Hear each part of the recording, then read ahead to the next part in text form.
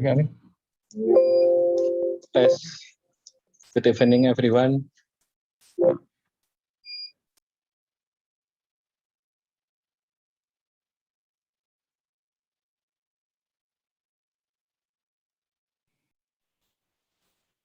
Good evening, Pak Amin.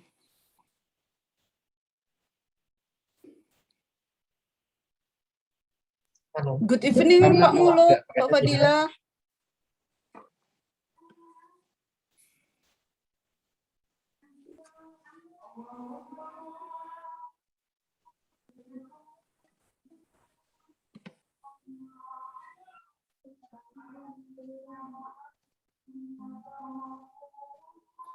Good evening, Bu Ika.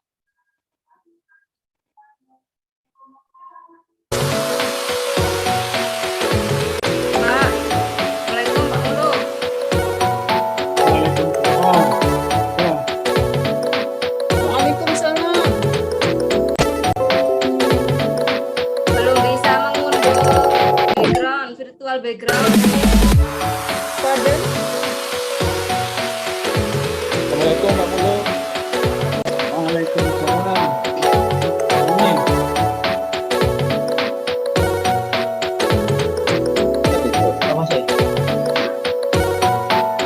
Waalaikumsalam warahmatullahi wabarakatuh.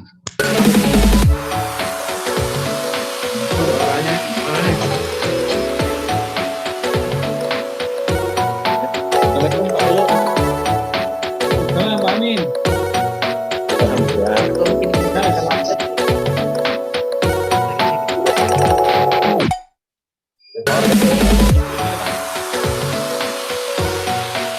Sebentar cek sound dulu.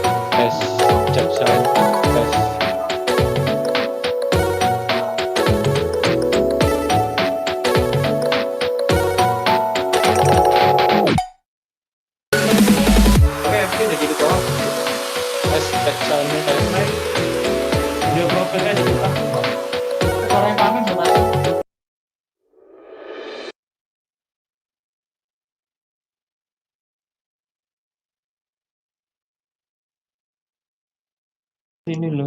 Nah ini sudah. Halo. Loh itu. Tes.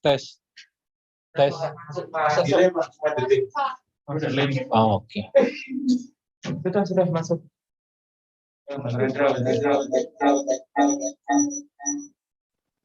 Sudah masuk.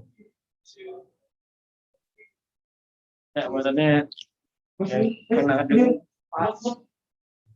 mulai Si Padekan belum.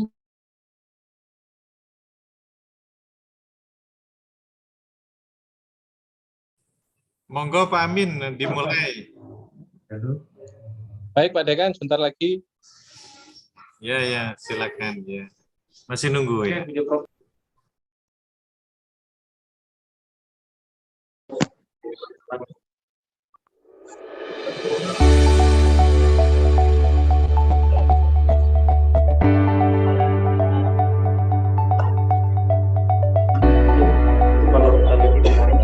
cuma masuk di sini.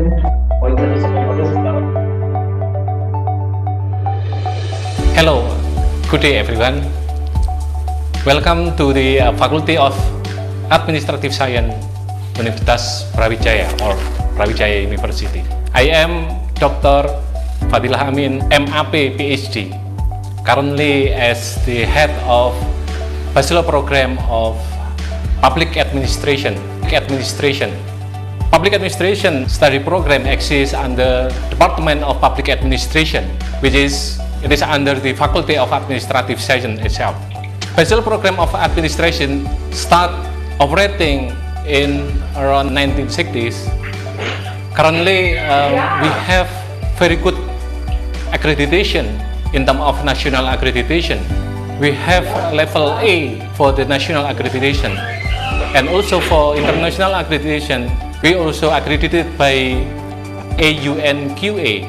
In terms of the number of academic staff or lecturers, we have around 61 lecturers who were graduated from national and also foreign universities. Also supported by more than 50 people, administrative staff. Bachelor Program of Public Administration has currently more than 1,500 active students. It is annually we receive around 450 to 500 new students, and then it is strictly selected from more than 4,000 applicants annually.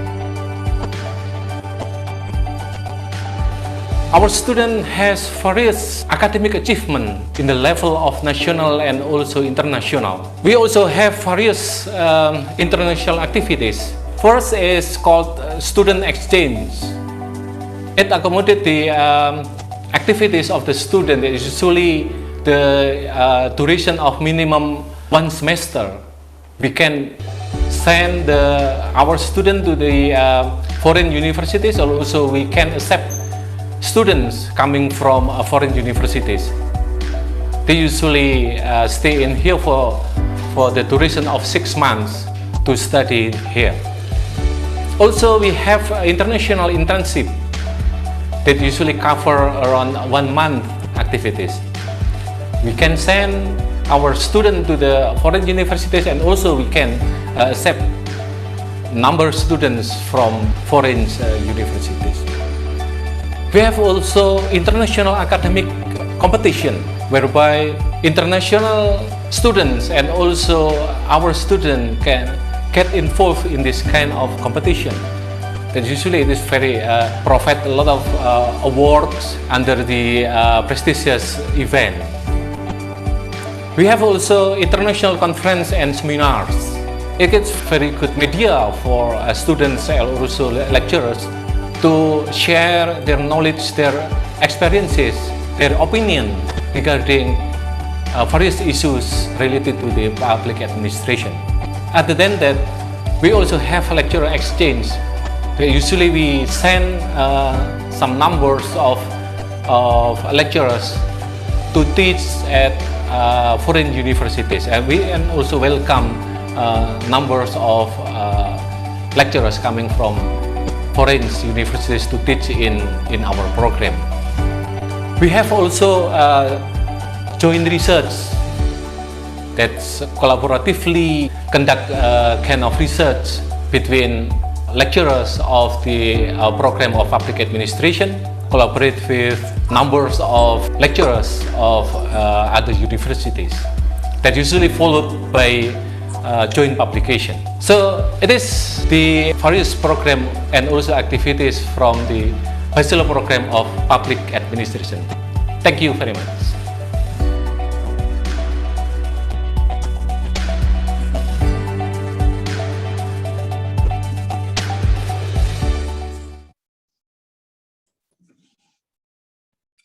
Good evening, everyone. Is my voice clear? If yes, please someone say yes. Assalamualaikum warahmatullahi wabarakatuh. Shalom, Om Swastiastu, Namo Buddhaya, dan salam kebajikan. Distinguished guests, ladies and gentlemen, it will be the most exciting day of my life since I'm Aulia Rahman, as your Master of Ceremony, is welcome to you for joining the 3-in-1 program with the theme of Good Village Governance for Sustainable Development. This program is held by the Bachelor Study Program of Public Administration, Faculty of Administrative Science, Brawijaya University. This program is a series that started from Tuesday, September 28 until Friday, October 1st, 2021.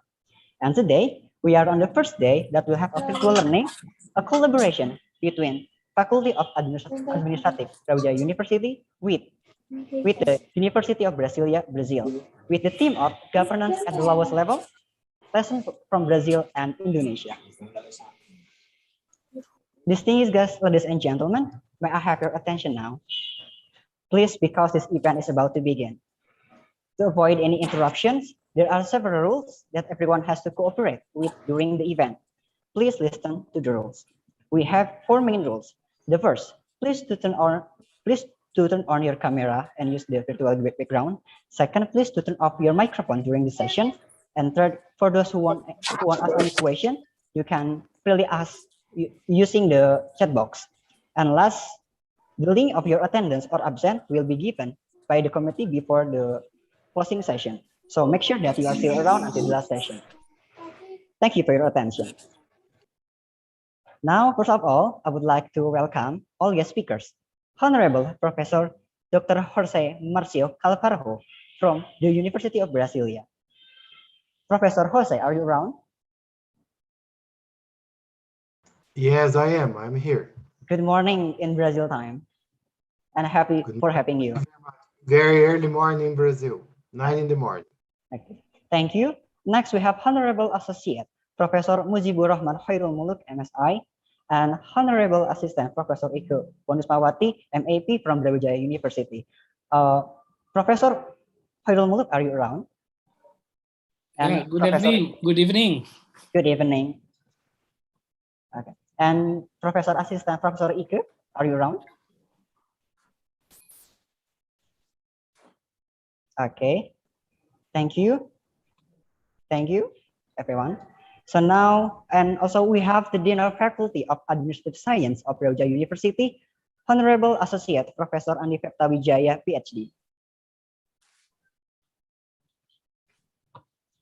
Good evening, Dr.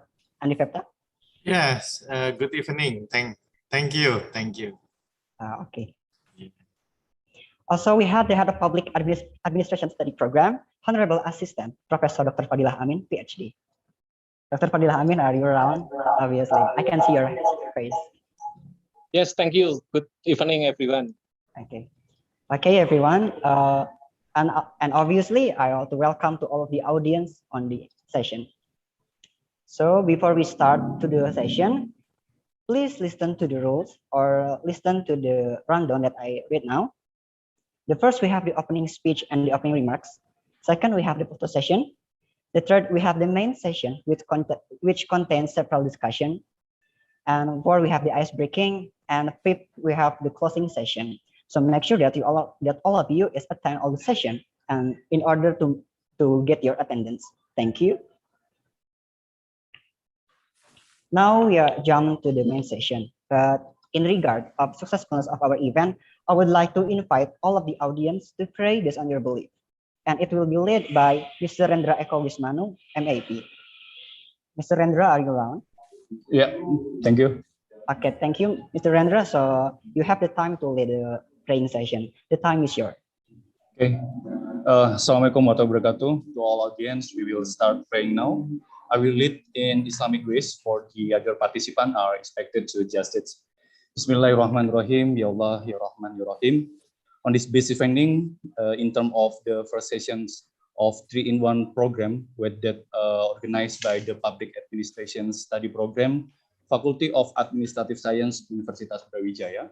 We ask and thanks for all the infinite blessing to us. We hope that this event can run smoothly and nothing is lacking from the beginning to the end of this event. Rabbana atina fid dunya hasanah wa fil akhirati hasanah wa qina adzabannar. Subhana rabbika rabbil izzati amma yasifun wa salamun alal mursalin walhamdulillahi rabbil alamin. Al-Fatihah. Auzubillahi minasyaitonir rajim. Bismillahirrahmanirrahim. Alhamdulillahi rabbil alamin arrahmanir rahim. Maliki yaumiddin. Iyyaka na'budu wa iyyaka nasta'in. Ihdinas siratal mustaqim. Siratal ladzina an'amta 'alaihim ghairil maghdubi 'alaihim waladdallin. Amin. Assalamualaikum warahmatullahi wabarakatuh. Waalaikumsalam warahmatullahi wabarakatuh. Waalaikumsalam warahmatullahi wabarakatuh. Thank you, Mr. Rendra. Yes, you're welcome, Mr. Ali. Waalaikumsalam warahmatullahi wabarakatuh. Audience, after we listen to the praying session, so now we are jumping to the main session. Let's move to the first agenda. Okay. So the first agenda, it will be the opening speech that will be delivered by the head of Public Administration Study Program, the Honorable Professor Fadilah Amin, PhD. Are you ready, Mr. Fadilah Amin? Yes. Okay, the time is Exactly. yours. The time is yours, Mr. Okay. Thank you very much. Bismillahirrahmanirrahim. Assalamualaikum warahmatullahi wabarakatuh. Waalaikumsalam warahmatullahi wabarakatuh. Good evening, Waalaikumsalam everyone warahmatullahi in wabarakatuh. Indonesia, and good morning for my special guest, my special friend, Professor Jose Marcio Carvalho from University of Brasilia. Professor Marcio, do you hear me? Yes, sir. I'm here. I'm here. Oh, okay, thank you. Well, first of all, I would like to say thank you very much for everybody who already joined in this virtual platform, who joined in this very prestigious event, which is called 3-in-1 program, which is in this year, I think it is the third year we conducted this kind of program, which is fully funded by Brawijaya University. This year, we have main theme regarding the governmental system at the lowest level governmental system. I mean, lesson from Brazil and Indonesia. The Honorable Dean of Faculty of Administrative Science, Brawijaya University, Associate Professor Andi Feftawijaya, and then the distinguished speakers. First is Associate Professor Khairul Muluk, Associate Professor Dr. Khairul Muluk, Assistant Professor Ike Wanusmawati, and then Professor Dr. Jose Marcio Carvalho from University of Brasilia, and also Mr. Nugroho, that I'm not sure whether he joined or not in this evening. Thank you very much again for joining us in this evening for Indonesian time and morning in Brazilian time. Thank you very much as well for the committee members who already extremely hard to prepare this very important and prestigious event, who already successfully to attract a lot of people to join us. It is already indicated. You can see so far already 744 people already joined in this Zoom link. It is very very fantastic. So let me give some brief report to the Dean regarding the profile of this event. The 3-in-1 program conducted by Bachelor Program of Public Administration this year will be conducted for the duration of 4 days, start from today until this coming Friday. So the first day, which is today, we have a special guest from University of Brasilia, which is Professor Dr. Jose Marcio Carvalho. Again, good morning. Then thank you very much for your kindness, for your willingness to participate and contribute in this very important event. Even though I contacted him, contacted Professor Marcio only maybe around 1 week ago, but he promptly responded my contact, and then he can contribute in this event. Again, thank you very much for your contribution in this program. And then for today we have 2 internal academia coming from Faculty of Administrative Science, Brawijaya University, particularly from Bachelor Program of Public Administration. We have Associate Professor Dr. Khairul Muluk, and then also Assistant Professor Dr. Iko Wanusmamati, which we already know that they have good capacity and capability in local government level, particularly in the village level. And then after the today, which is the first day, as I mentioned earlier, tomorrow for the second day, we have the second session with combination between internal academia. Again, we will invite Associate Professor Dr. Khairul Muluk and also Assistant Professor Ika Anusmawati from as the internal academia, and then we'll have a combination with official from one of ministries of Republic of Indonesia. Mr. Nugroho will join us tomorrow morning. He will give speech and share his knowledge and experiences regarding management in the village government level.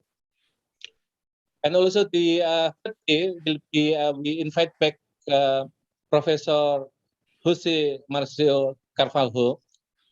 Will be together with me, with myself, will have intensive discussion to develop institutional collaboration and also research collaboration among 2 institutions, which are Brawijaya University and University of Brasilia, to have intensive collaboration in this thing, in this regard. And then this coming Friday, which is the last day of this program, we will invite Mr. Nugroho from Ministry of Village Affairs from Indonesia to join us. He will also will cooperate with our student to share his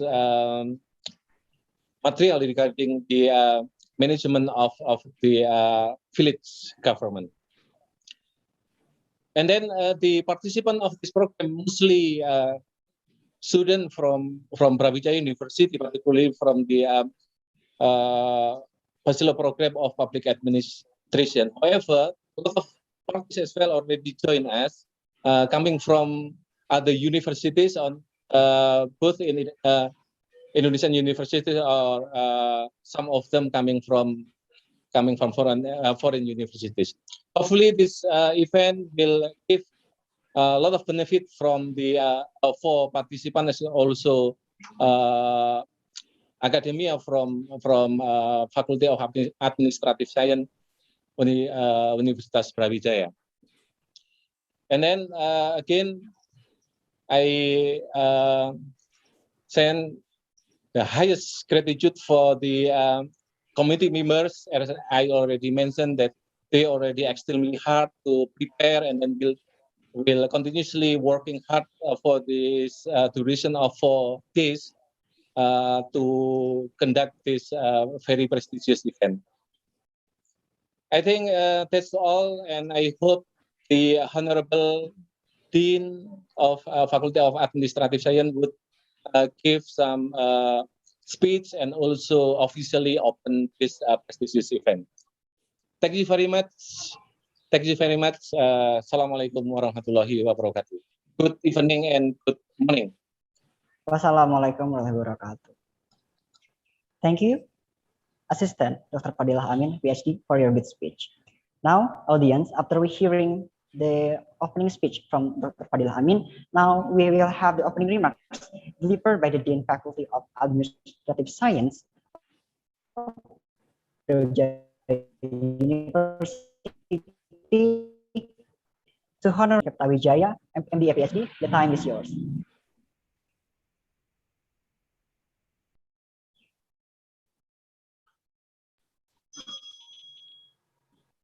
Ya, bismillahirrahmanirrahim. Assalamualaikum warahmatullahi wabarakatuh. Waalaikumsalam warahmatullahi wabarakatuh. Waalaikumsalam warahmatullahi wabarakatuh. I am glad today because we have this very prestigious event, and then also I have visiting speakers. Yeah, this is from University of Brasilia.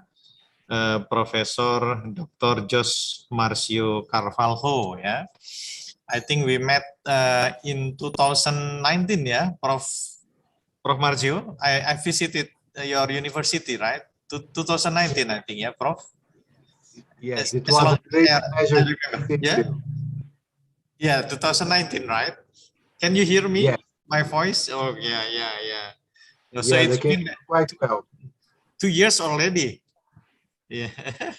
Yeah, 2 years, but I hope to visit you as soon as possible, sir. Yeah, you promised to visit us, yeah? Yeah. I keep your promise, so maybe next year when the COVID already run away from the world, yeah, from Indonesia, from Brazil, yeah. Okay, I remember that I visit you last in 2019 with previous dean, Professor Bambang Supriyono. Yeah, at that time we still as the head of department, both of us. Yeah. Okay, thank you for today become our very good event as a speaker here, and we also still keep in touch, yeah, to swap activity. Like early in this year, you also invite. We also invite you to become a speaker, yeah, in our international joint lectures, yeah.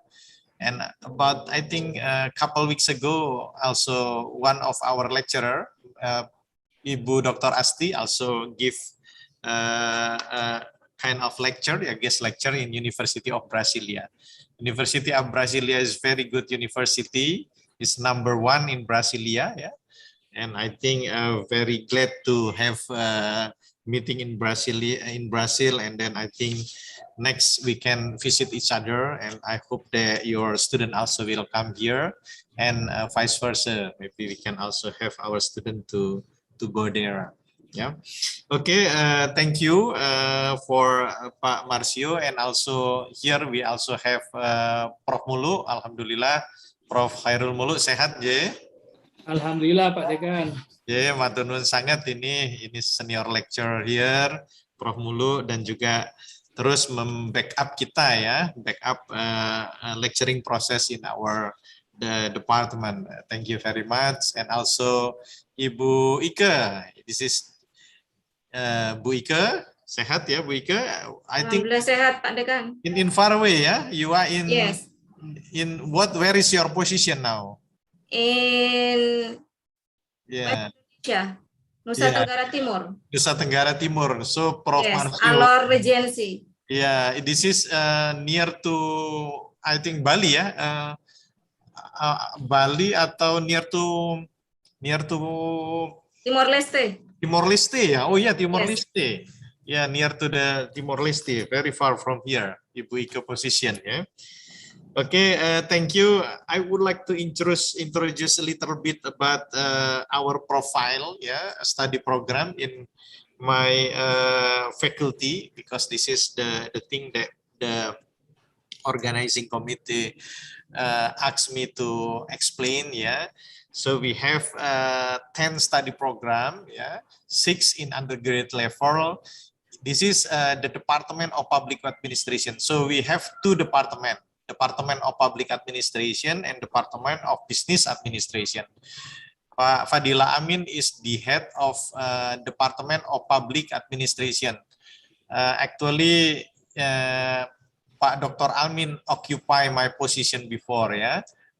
So before he is the head of study program in public administration. So the Department of Public Administration have 3 undergraduate program.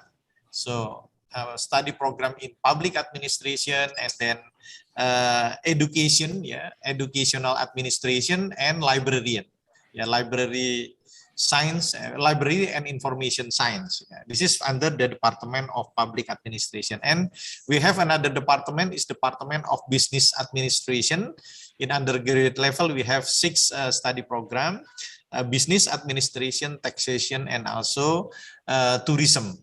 And in the master level, we have 3 study program. 2 in Department of Public Administration is master in Master of Public Administration and Master of Higher Education.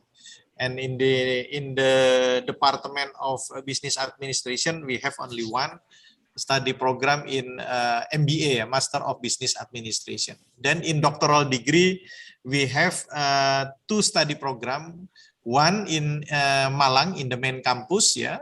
The study program is in administrative science, but this is a different study program. So one is in the campus Jakarta. We have doctoral degree there. So total we have 10 study program here, and then now we are trying to finalize accreditation, international accreditation called ACAS, yeah. ACAS is Agency for Quality Assurance through the accreditation of study program. ACAS based in German, and now Pak Fadila Amin still working on the ACAS program, yeah, to finalize, yeah, the process of accreditation. And then we also try to accreditate, yeah, to get international accreditation from International Accreditation Council for Business Education, ISCBE. So we hope that not far from the next year we can get accredited from all study program in our faculty. 10 study program. We hope they all accredited internationally. So this is the one effort that we try to scale up, or we try to increase, yeah, the quality or the standard quality standard of our study program here. And also we try to use also another strategy, including non-academic and academic strategy, ya. Non-academic dealing with educational infrastructure, academic environmental situation, and etc. Ya.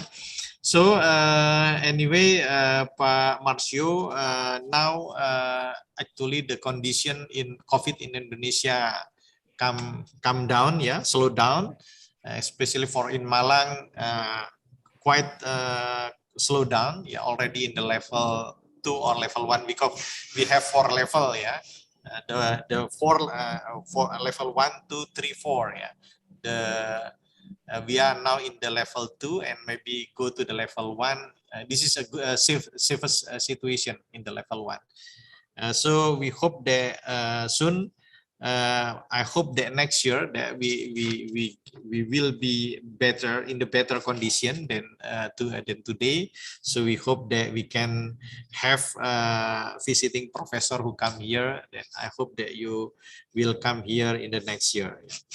Okay, I hope that all the participants, we have many lecturer here also. We have Professor Samsiar, I see here. This is Fanny, she is a very senior lecturer. My grandmother, yeah, Neni, my Neni, this is Nenek ini. Nah, this is Professor Samsiar, yeah.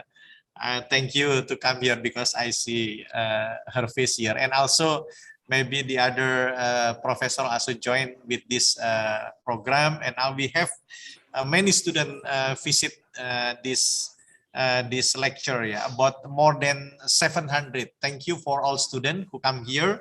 I'm glad that you will hear concept or knowledge about governance at the lowest level. We call it in the village level. Yeah, I hope that we can compare between Indonesia and Australia, and you can learn a lot from the lecturing today. Yeah. Okay, thank you. I think I open up formally this 3-in-1 program. Have a good time, and I hope that will bring benefit to all of us. Thank you. Wassalamualaikum warahmatullahi wabarakatuh. Waalaikumsalam warahmatullahi wabarakatuh. Thank you, Dr. Anifeta, for your good speech. So, audience, after we hearing the ceremonial, so now we are jumping to the main session. But before we jump to the main session, I will ask you to open the camera, since we will take the photo session in order to make sure that you are around here and you will get your attendance. So please do turn on your camera. Please. Also, I asked the committee to help me to capture the picture of our audience.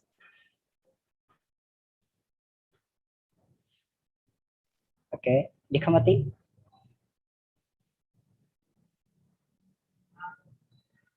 Okay, I will count down from 3 to 1. Start in 3, 2, 1. Next. For the next slide, we have 3, 2, 1. Okay. I already told that the committee has taken all the picture here, so now we can move to the next agenda. Thank you for the speech, and thank you for your attention during the speech. Now we are going to the main session, but the main session, we will discussing about the governance at the lowest level from Dr. Jose Marcio Alvaro from the University of Brazil, and it will be moderated by my senior lecturer, the Honorable Assistant Professor Wike DPA. Are you around, Professor Wike? Yes, I'm here. Okay. Thank you. Please the committee to sign up the bumper. Okay. So, Mrs. Wike will give you the moderation. So, okay. Mrs. Wike, the time is yours. Okay.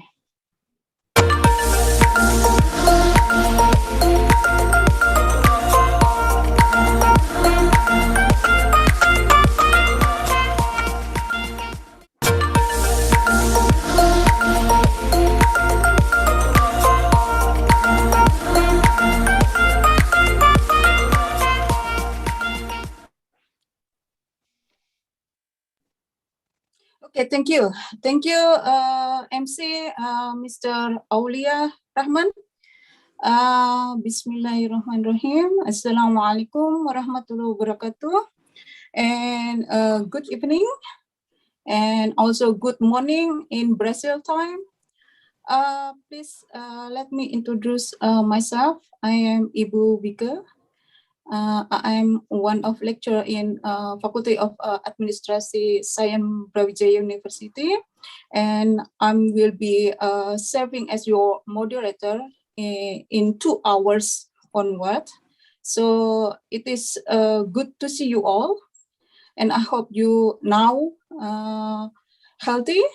And I will also recognize all attendants here from this lecturing, all Professor, Guru Besar, Professor Samsiar, and then all lecturers of Public Administration Department, and then all students, and also the last is all committee of this 3-in-1 programs. So we have 3 speakers here. Professor Jose Marcio Carvalho from University of Brazil, and then Associate Professor Mujibur Rahman Khairul Muluk, and then Assistant Professor Ika Wanusmawati, and they will speak respectively, and also all speakers will discuss and talk about governance and the lowest level lesson from Indonesia and Brazil. As Mr. MC informed us, all attendants of this virtual lecturing can ask the speakers, can ask the speaker in question and answer session later on. I will inform also to all attendants, all students, if you want to ask directly, just go to click on the raise hand button virtual, or you can write down the question in the chat column. So I think I can start now with the first speaker, Professor Carvalho, to go first, presenting with his material. So Professor Carvalho, are you on ready now? Yes, I can hear you. I can organize presentation. Yeah. So do you go by Jose or Marcio? Jose is fine. Okay, Jose. Okay, so Professor Jose, please now you can start presenting your material. I think around 25 minutes. Before your time run out, I will let you know. So please. Thank you. Yes.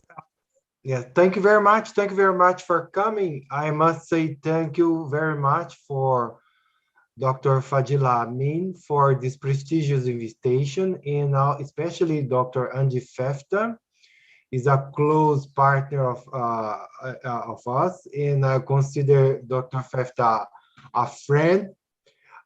Very efficient to organize this partnership between the University of Brasilia and Brawijaya.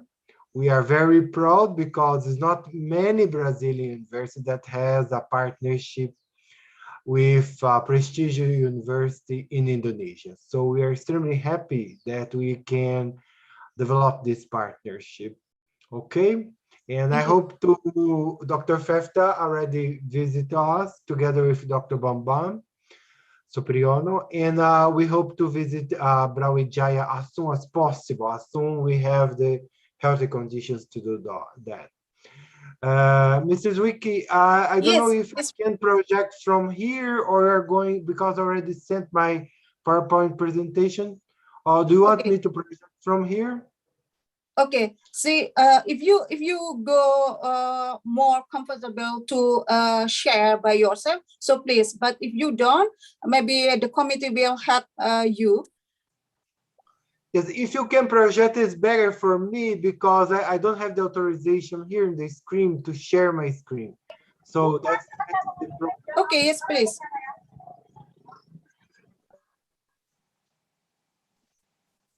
Yes, thank you very much. Thank you. Thank you very much. You see that Indonesia and Brazil are more similar than you think. We are both big countries, big territory, big population, big economy. Have our problems as we are evolving as economy or as a society, but we're very similar. And we are very similar also regarding climate and weather. Regarding culture, we are very different because Brazil is a Christian country, it's part of the West. Indonesia is a Muslim country with a long past ago. It was has a past of Hindu country, and both these country is a very interesting mix of culture. But the climate and the weather are very similar too. So I would say that we have similar problems and similar solutions. And that's why we think that this partnership with a university in Indonesia is very interesting for us in the University of Brasilia. Brazil is organized in 3 main levels. We have the federal level with the federal government. We have the state level with the states, 26 states, and then we have the municipalities, which is the lowest level. Inside the municipalities, we have the villages, or we say neighborhoods. And most of our public policies in Brazil are more related to a higher level, not in the municipalities level. So that's why I want to share the experience of you, okay? Just a minute, just I need to turn off my telephone here, just a minute.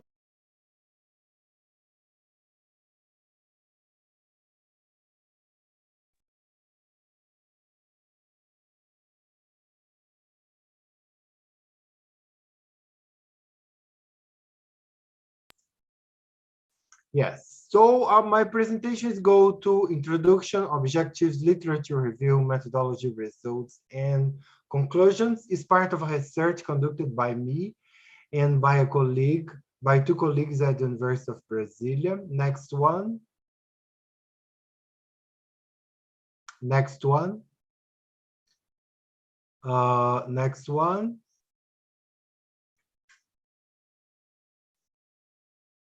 Well, the main objective is to identify a strategy adopted by rural producers belong to organic production system to create value in commercial relationship with customers. So we have this situation in the Federal District of Brasilia. Brasilia is one of the biggest cities in Brazil, but even so close to Brasilia, we have some underdeveloped areas, some areas that need government assistance and government policies. So we have federal policies there, and we have several public agencies, research public agency. One of them is Embrapa, is a very important research agency related to agricultural development. And they were partnered together with SEBRAE to do this research, okay? So in this village, if you can call that, these two villages, we have agricultural production as the main alternative, but producers did not have the capacity to reach the market. So our main objective was to identify the strategies adopted by rural producers to organics production system to create value in commercial relationship. They know how to produce, but they don't know how to trade. Next one. Next. So specific objectives check in communities Rio Maranhão and Rio São Bartolomeu in the Federal District, which properties are classified as sustainable production, which are in transition according to Brazilian law and classification system. Identify the level of adherence to environmental legislation of development enterprises belonging to this region according to state level environmental law. Next one.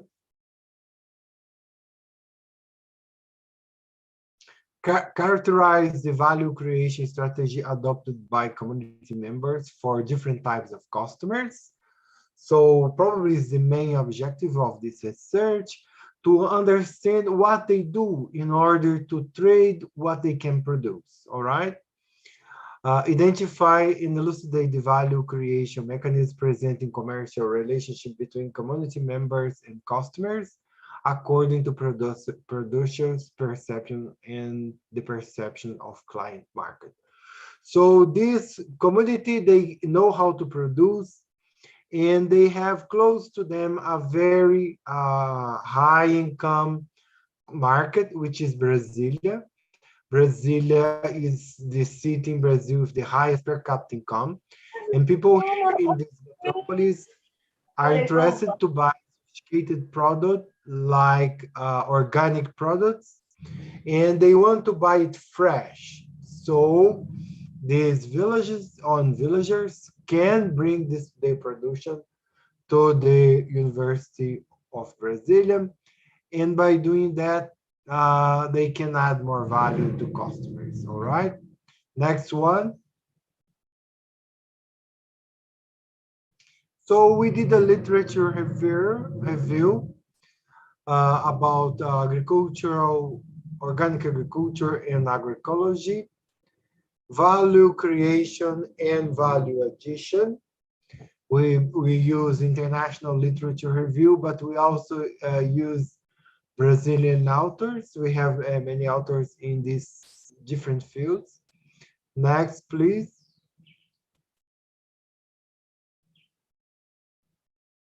Value addition and transaction cost is a topic that I like very much.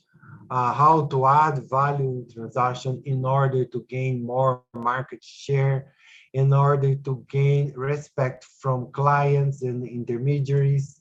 So transaction cost is good for this analysis. So we use transaction cost as an important aspect for the literature review. And we also use some more operational issues like relational strategy view, a relationship between firms and firm resources, capabilities, and main source of competitive advantage. Next one.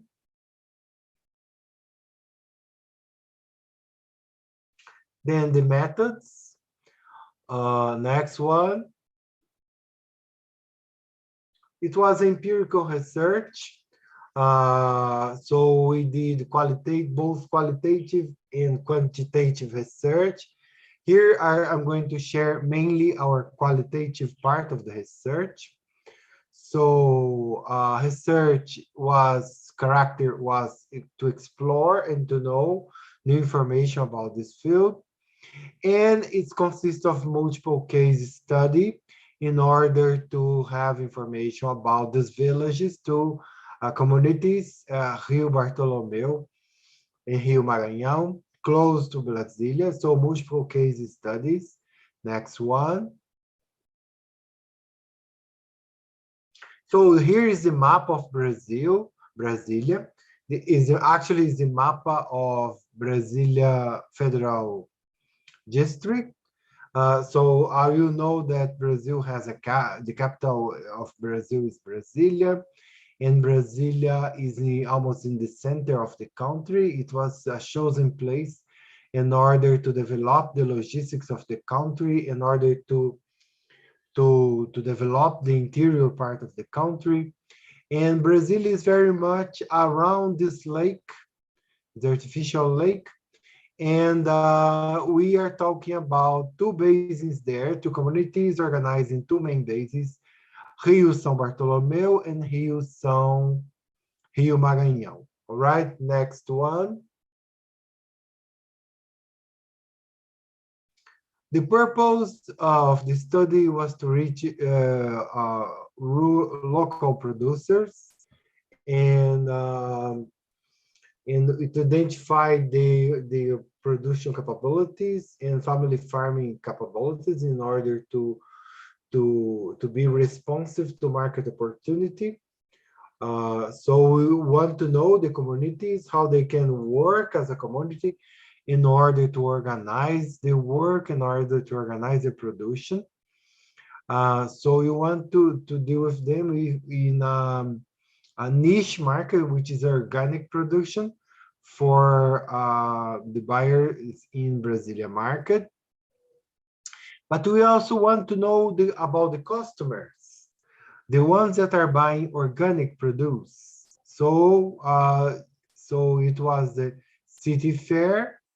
We visit the organic city fairs in Brazil, several one, small retails, supermarkets, restaurants specialized in vegetable fruit, vegetarian food, vegan food, restaurants, institutional markets, that is markets organized by a government agency in order to buy production from villagers around Brasilia. So we want to know their point of view, to how they perceive their suppliers in this village are able to fulfill their needs. So we want this research to have two different points of view: the producers and their association at the village level, and the market organized around the buyers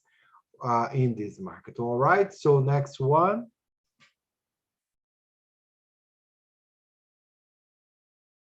So we organize visits, and we organize interviews and questionnaires, and the selection of region was intentional according to convenience and accessibility. So we had the support from two government agencies, IBRAM and SEBRAE.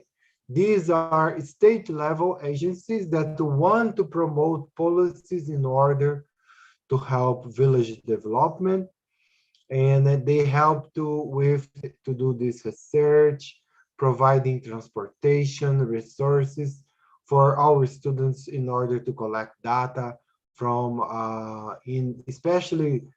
it is especially difficult to collect data in the rural area. We are in close to one of the main Brazilian cities, which is Brasilia, but even so, the logistics is not so good around Brasilia. Next one.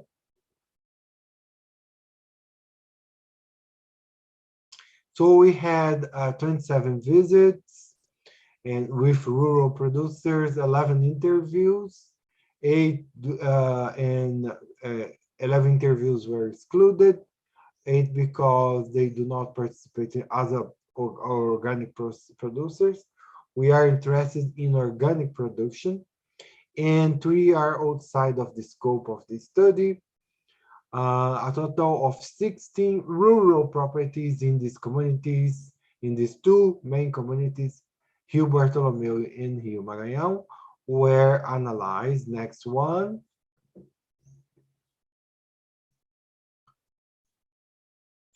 Next one, please. So we analyze geographic information about the villages. We prepare maps in their main characteristics, and we try to see if they are conformant with the legislation regarding environment and rural production, so they could be classified as organic. All right, next one.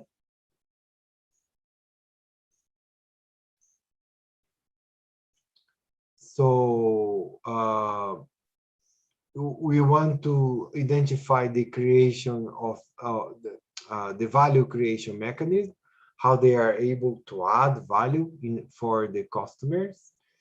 So we have the information from rural producers, supplier, customer business relationship, and value creation process, content analysis for treatment of these units of knowledge, these 2 villages. Next one.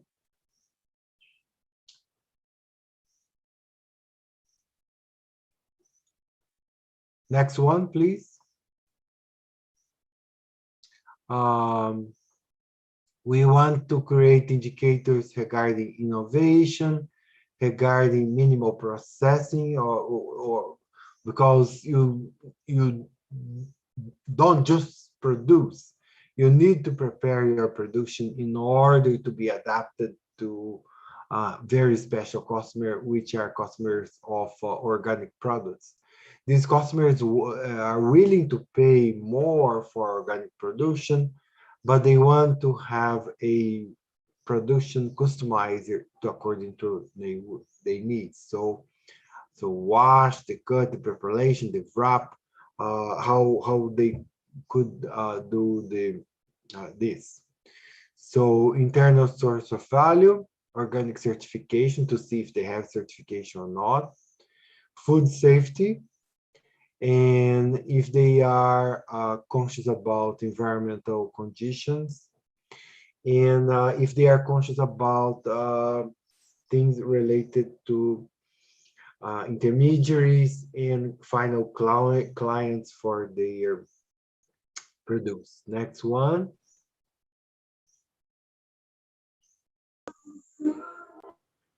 So business relationship, a collaborative creation, transnational relationship, mixed relationship, and the ability to create value. It means to develop your production and to develop your product in order to add more value according to customers. So you don't produce what you think is interesting. You need to produce what your customers want you to produce. So your production capacity and also your market capacity must evolve in order to be adherent. So next one.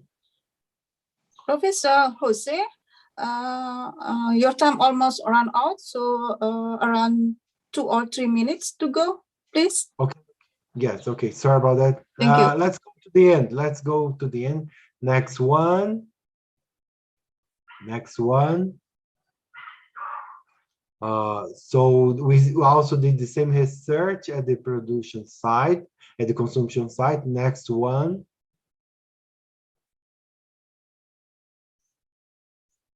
Next one. Next one.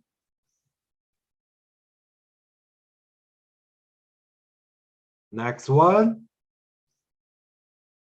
Let's go to the results, the main results. Next one, please.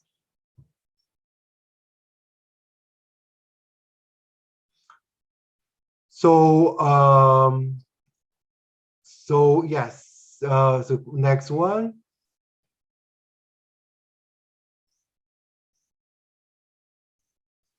So it was possible to identify the lack of knowledge of rural producers and their village in order to environmental legislation. They need to learn more about that. There was a strong tendency of the production units to comply with environmental legislation regarding legal reserve areas. So regarding environment, they are not so bad. The deficit was identified regarding the size of permanent preservation area and its properties in order to protect environment.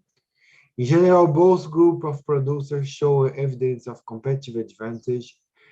It means they have the capacity of production, but they did not have the capacity of adapt their production to the new trends of the market. Next one. So collaborative commercial relationship is something that they already start, but they need to evolve in order to evolve as suppliers of main clients in the city. Mixed commercial relationship were observed.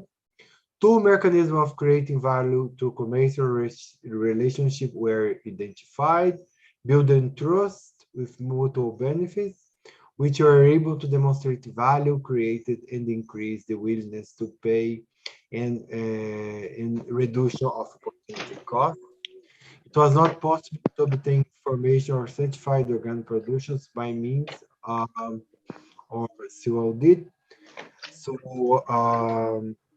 So our research in general showed that producers had the capacity of production, but they did not have the capacity well developed in order to adjust their production and their products with the final market. So the community and the village will not evolve if they don't learn new strategies related to internet, transportation, post-harvest processing in order to adjust their production to their market. So, Mr. Zwicky, this is all from me. Thank you very much. Sorry for the time. I'm No, very it's much okay. of this research, but the material will be available for you if you want some more additional details. Thank you very much for this opportunity. Yeah. Thank you. Thank you so much, Professor Jose, for giving your insights about issue in I think about your research. That is really interesting. But before go to the next speaker, Associate Professor Muluk, I think I will ask committee of this program to display about short bio of all speakers. So please. Thank you.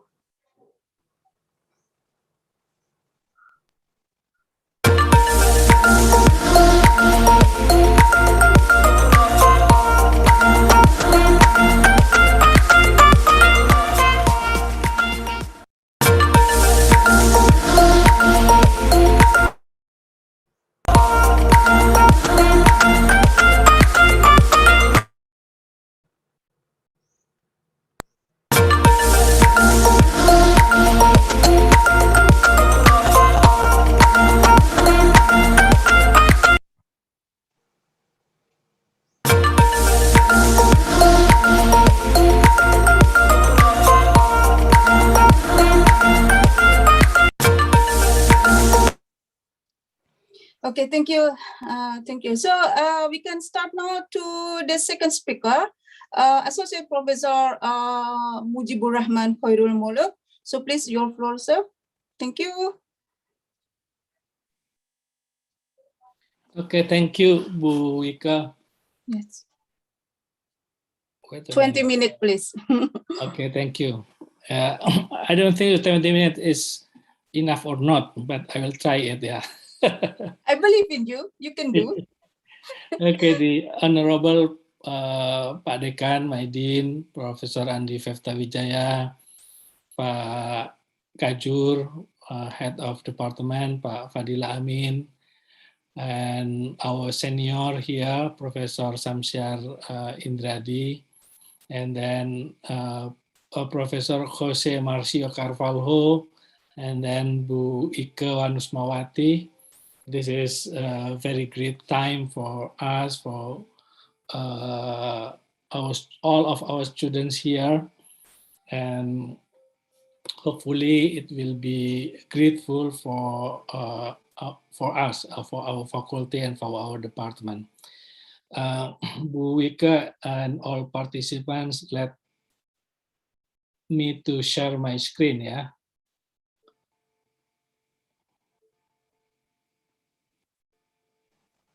Is it clear? Yes, it's on. It's on, please. Okay. Thank you.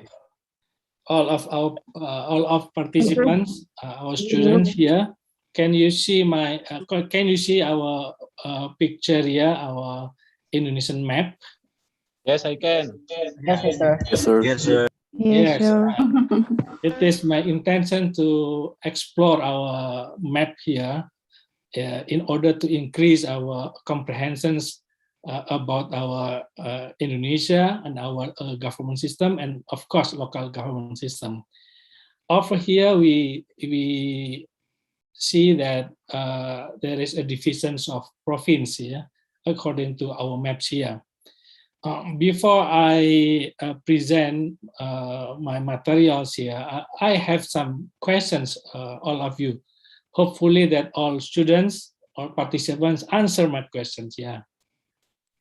According to this picture, that's okay.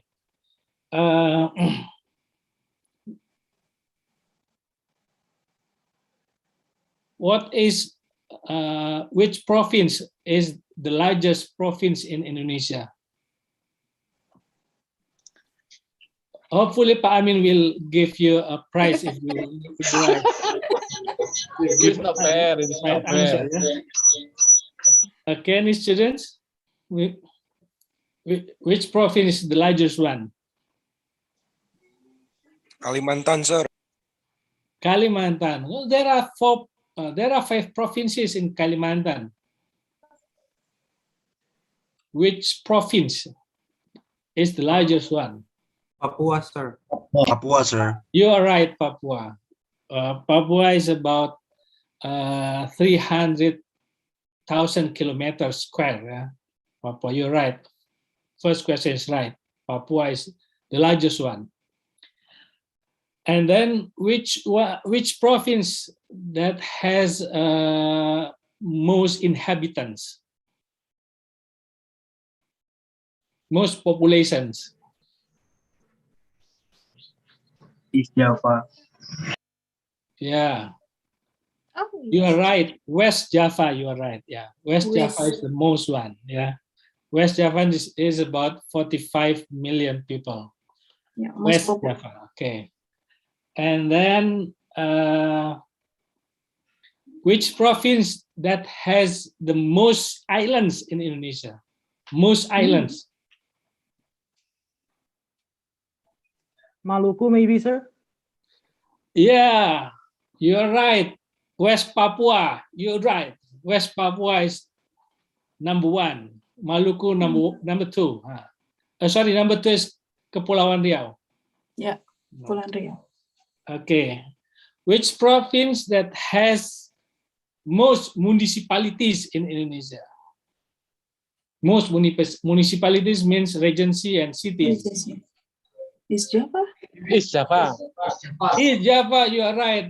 Your prize for you, sir.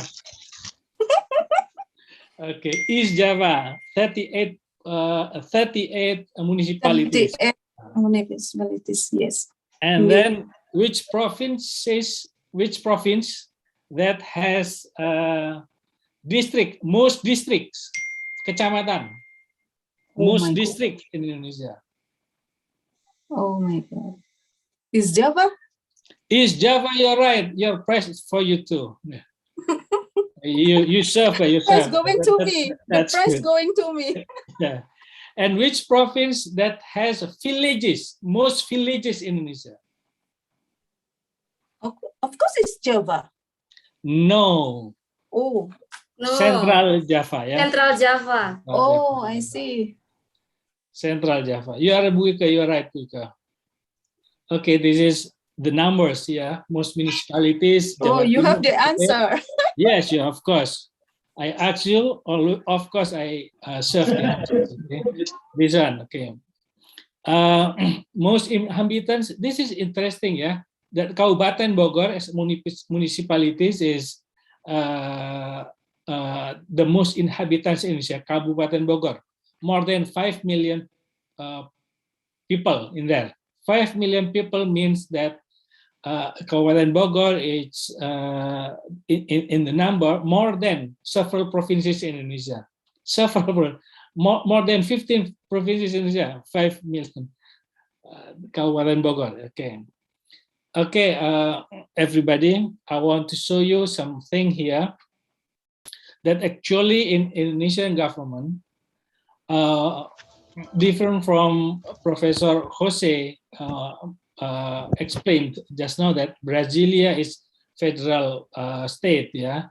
But in Indonesia, we have unitary states. In unitary states, of course, only we have single sovereignty, kedaulatan tunggal, laid on central government in Indonesia. As Republic of Indonesia is unitary states because we only have single sovereignty. This is quite different from federal state because in federal states there is divided sovereignty. Sovereignty would be divided into first on the federal state and the second one to the state. But in Indonesia, there is no division of sovereignty because we have only single sovereignty. And Indonesia as a country, as a state, this is the only one, the single one sovereignty. Province and municipality do not have a sovereignty, but central government decentralize the power, decentralize the functions and the authority to the province and to the municipality. Decentralization here means giving an autonomy to the province and regency. Autonomy is different from sovereignty. This is very principal. And this is our founding fathers of this country decisions that we only have unitary states. Central government, in order to transfer the service in the whole out of Indonesia, using three principles. Yeah, first one is decentralizations, and the second one is co-administrations or medebuin, or we always said as tugas pembantuan, and the third one is deconcentration. Deconcentration actually part of centralization, because all of the consequences is actually go to the central government. This is different from decentralizations. In decentralizations, we decentralize, we transfer the authority to the local government. There are two level of local government, the upper level and the lower level. The upper level is province. Province is we can say the larger part of region, yeah. And the second level of our local government is regency and the city. Regency representing the rural type of local government, and city representing the urban type of local government. So actually different between regency and the city. According to our constitutions, we just have local government with the regional autonomy only in these two levels of local government. Two level, but there are three types of local government. Yeah, although two level, but we have three types: province, regency, and the city. But actually, in province, we have two kinds of provinces actually, because we Indonesians implement the asymmetric decentralization for several provinces. So actually, we have symmetric decentralization, symmetric provinces, and we have another asymmetric provinces, asymmetric decentralization. This is only for provinces level. Yeah, asymmetric decentralization for 5 provinces in Indonesia. The first one is for Aceh.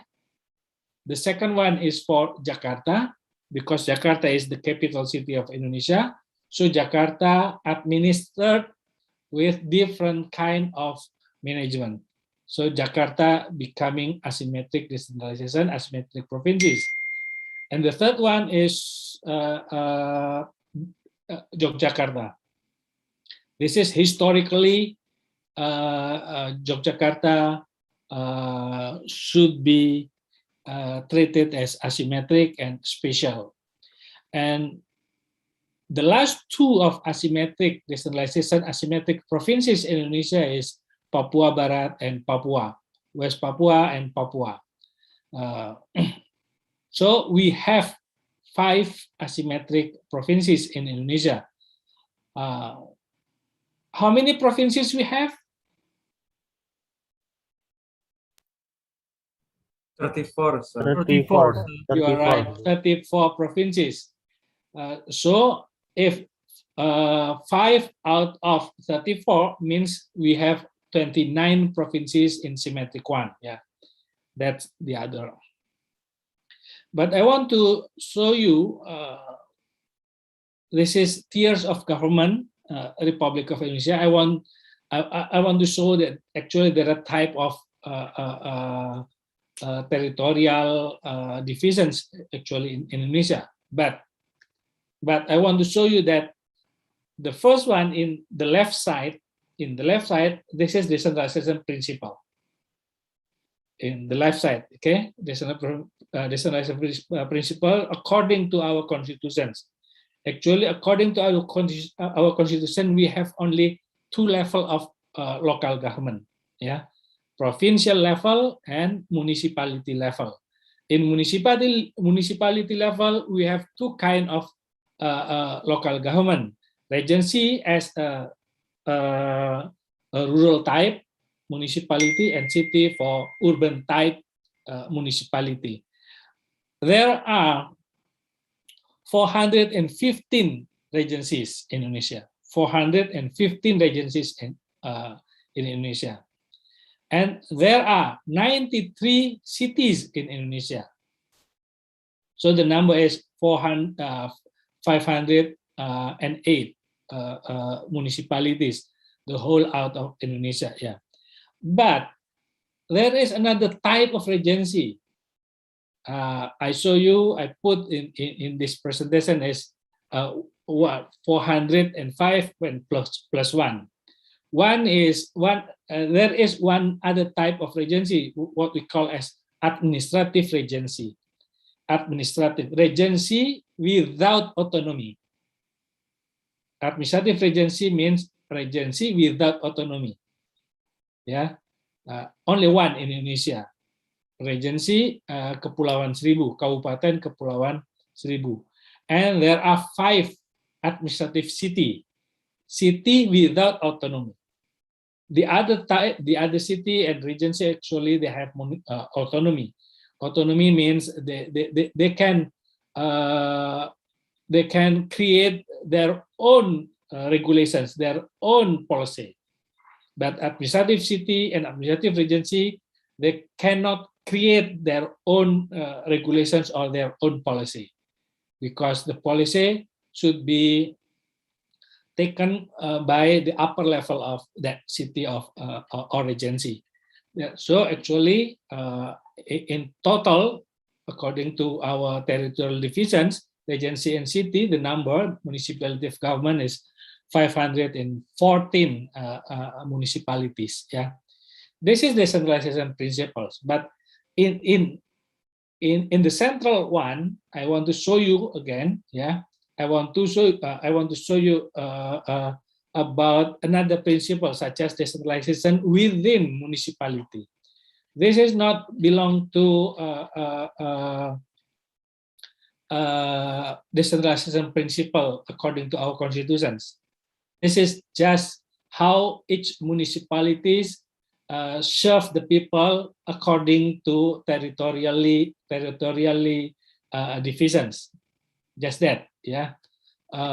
So actually, we can say the principle as decentralization within municipality.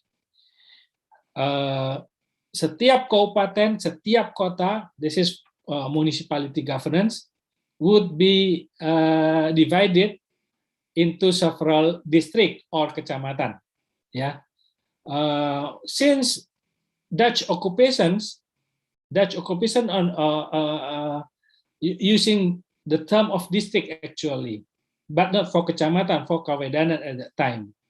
But we don't have kawedanan now, so we have kecamatan. So similar to kecamatan. There are many districts in Indonesia. District actually directly under municipality government, not under the central government, under the municipality governance, and becoming local bureaucracy actually. Local bureaucracy, and of course, there are 7,252 districts throughout Indonesia. But actually, everybody, we have to care about this one, about the data, because each year the data, the number of district, sub-district, and village always change, because there will be increasing number of districts or sub-district and village. Yeah. District, kecamatan, would be divided territorially again into sub-district or kelurahan, yeah, or village, desa. Actually, we have to concern about the number, because each year the numbers already different, yeah. Such as in this number I put according to the data in 2019. Sub-district number of kecamatan 8,490, number of number of kelurahan 8,490, and number of village is 74,057. 74,1957. Yeah, it's about 75,000 villages. Yeah, this is the village.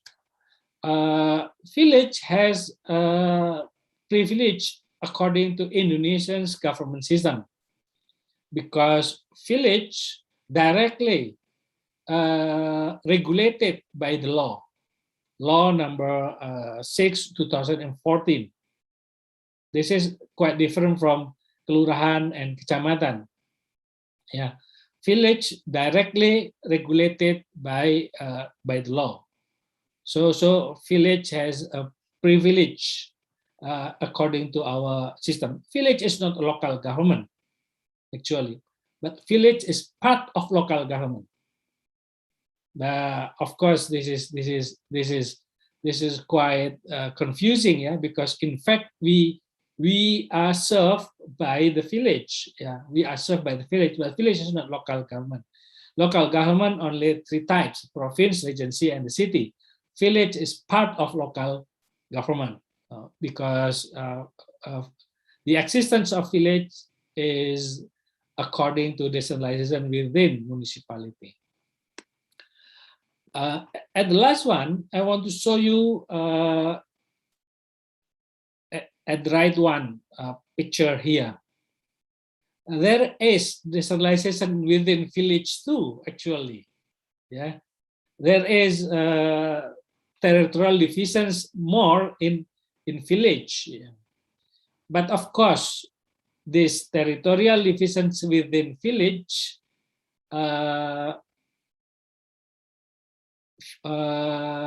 maybe already regulated only in several provinces, not all provinces in Indonesia. Yeah, in some cases, village, for example, in Aceh, that is the lowest one, lowest territorial divisions. Yeah, lowest government. Of course, village government is the lowest one in the whole part of Indonesia, but actually under the village still there is a territorial division actually, such as RT or RW. Yeah, there are two level of territorial divisions under the village: upper level neighborhood and lower level neighborhood. This is strange actually, but we are in Indonesia, especially in Java, for example, and whole part of Java, I think, is quite similar. We know about RT and RW. Rukun tetangga is lower level and rukun warga is upper level.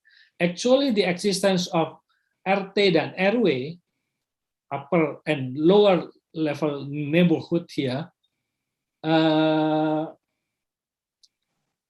first time created by Japanese government when Japan occupied Indonesia 75 or 78 years ago.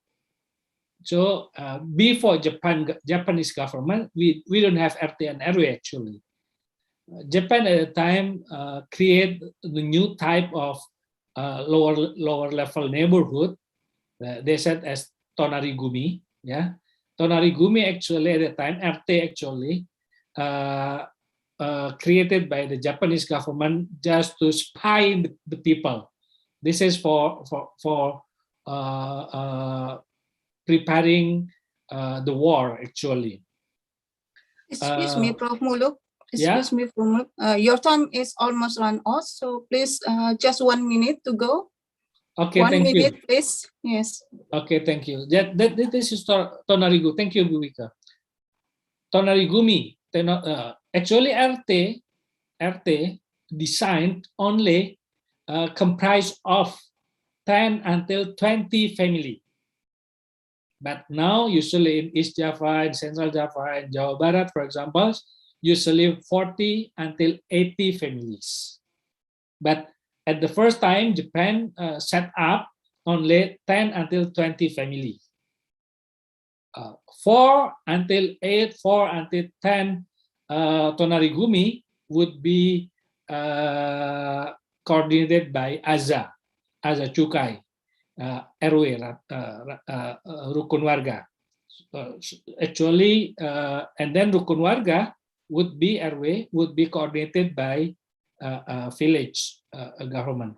So actually, this is creation of Japanese government, actually RT and RW. Yeah, but until now, we still accept and implement or using the creations of Japanese government such as RT and RW here, Tonarigumi and Aza Cukai here, as an effective way to put the services to serve the people more deeper and more and closer to the people. This is variations of territorial divisions in Indonesia, but actually only province and regency and city is considering as local government. But in the central one, this is regionalization within municipality, and the last one and the right one is regionalization within a village that already exists in our practice. Thank you very much, Bu Wika. Hopefully, this is useful for all of the participants in this sessions. Thank you very much. Assalamualaikum warahmatullahi wabarakatuh. Waalaikumsalam warahmatullahi wabarakatuh. Thank you, Associate Professor Muluk, for your insight and sharing knowledge about the tier of government in Republic of Indonesia. So now we can continue to the next speaker, Assistant Professor Ike Wanusmawati. So please, Ibu, this is your floor. You can discuss. You can talk about the theme around 20 minutes, please. Thank you. Yes. First of all, I would like to say thank you to Ibu Wika for giving me chance to present our material about village governance.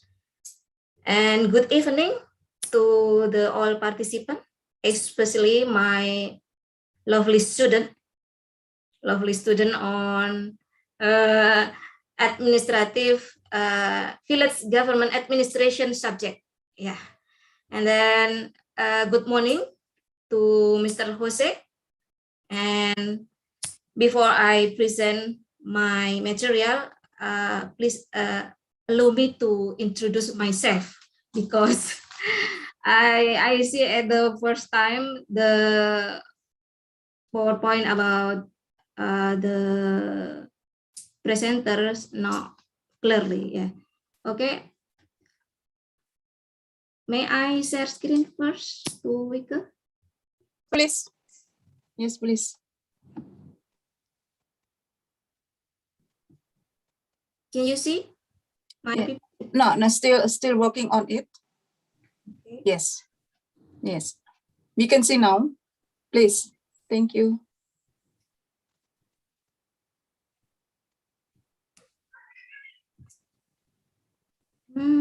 Okay. Village government Indonesia, and I would like to introduce first myself. My name is Ike Wanusmawati. I was born in Probolinggo at January 1st, 1977. And right now I am as an assistant professor and as secretary of Politics and Government Laboratory under Public Administration Department of Administrative Science Faculty, University of Brawijaya. Okay, and same with Mr. Muluk. I don't know because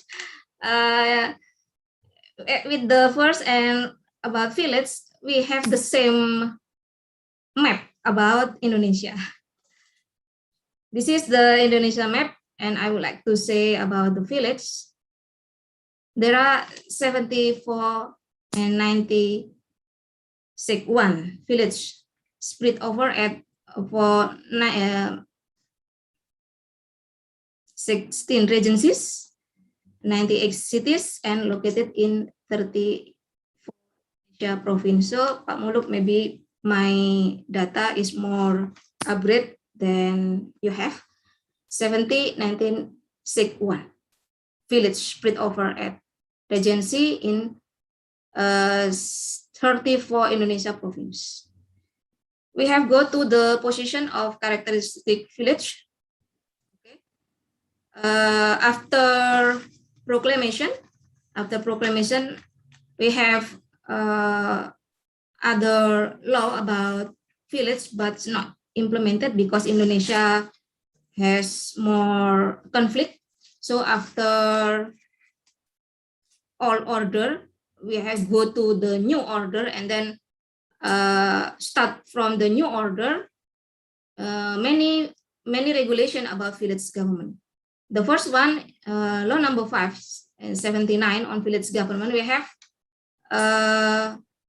structure of organization about village, the position of village directly under sub-district, under district, under district, kecamatan.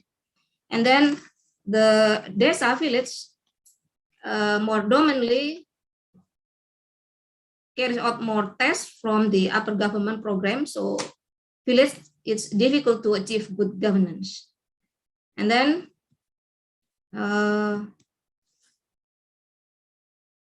in the new reformation, in the reformation era, we have two regulation, law number 22 and law number 32. This is a very different with the first one in new order, because the new order more structural efficiency model rather than reformation, because the village in here regulated with value. So this value more dominant rather than structural efficiency in new order.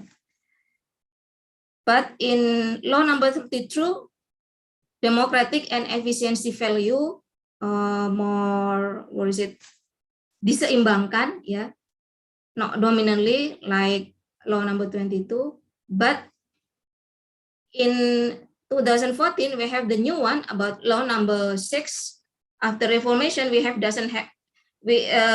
Indonesia doesn't have law directly about village, but after law number 22 and 33, we have directly about village.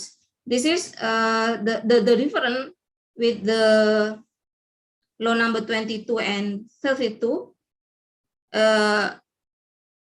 Village more acknowledged and having recognized by the national government, but from the 4 law about on village, we have the same about the function of village here as a pseudo government. What is the pseudo government? Maybe in next discussion, if you want to ask about the pseudo government. And then the reality about the institution of village government, the characteristic of government in here, village doesn't has professional apparatus and bureaucracy organization because the organization designed and set by community, not by professional or pure public institution, not civil servant, community-based, and doesn't have professional apparatus bureaucracy. Management is dominantly based on traditional and local wisdom, dependent to upper government. The characteristic of village as community depend on village development and performance progress. I have example about the governance of Kairane and Dringu village.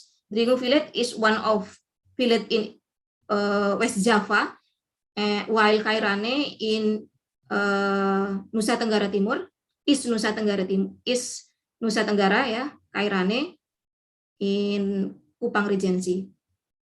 There are two different about the typology you can see in here, Kairane and Dringu. Kairane more homogeneous, but Dringu is heterogeneous. If we look from history and village status, Kairane created by new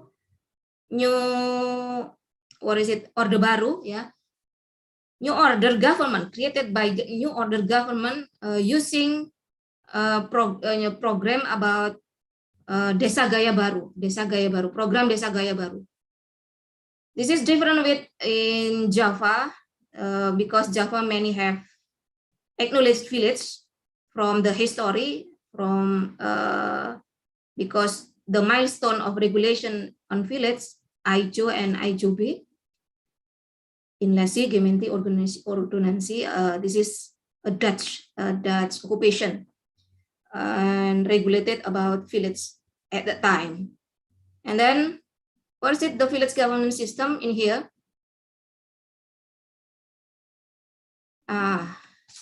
We have influence diagram, causal loop diagram. If we want to make a good governance, or if we want to make a good village governance, yeah, some of the principle is effective. There are many subsystems we have to attention. First one, the activity of village government. It means here performance of village performance, and then support of village governance. If village government support, of course, the activity of village government more higher, and then influenced by participant of village community, and then many subsystem or element in here, the rule of local wisdom, support of local organization, and then what is it, the still any relation with the purpose of village government in here. I mean, not the organization, but the governance, tata kelolanya, the purpose of village performance. And then support of local government, central government, the role of the third party. Third party in here means NGO maybe, and then the higher institution, education, and then or is it like many other non-government institution here. Okay, this is the element about the subsystem in the first, what is it, diagram, yeah. Based on my research on 2018, the performance of village is not effective. It's not effective if we compare about from the first and right now still it's difficult to achieve a good village governance. And village in Indonesia has different pattern and types, so require different policy. While law number 6 year 2014 on village dominantly focus on village development and appropriate with isolated or created villages. Acknowledged or transition village has problem on community services, while created with isolated village has problem on development. Based on local government theory, only two patterns of local government, they are modern and traditional. Village government similar with the traditional or indigenous, but not purely same because the village government work as pseudo government. And then the last my presentation, I would like to conclude. The good village governance depend on village organizational design and characteristic and the village performance system. So if we want to make solution about this problem about good village governance, I recommended to use system thinking approach to make effective of good village government. So maybe this is the last presentation, and if any question about village governance, maybe we can discuss later. Yes. Back to you, Ms. Wika. Yes, thank you. Yes, thank you, Ibu Ike Wandismawati, Assistant Professor in Public Administration Department, and we can pending now, Bapak Ibu, before we going to the question and answer session. So I think the committee asked me to what is it? The ice breaking session. Is it right, Pak Ali?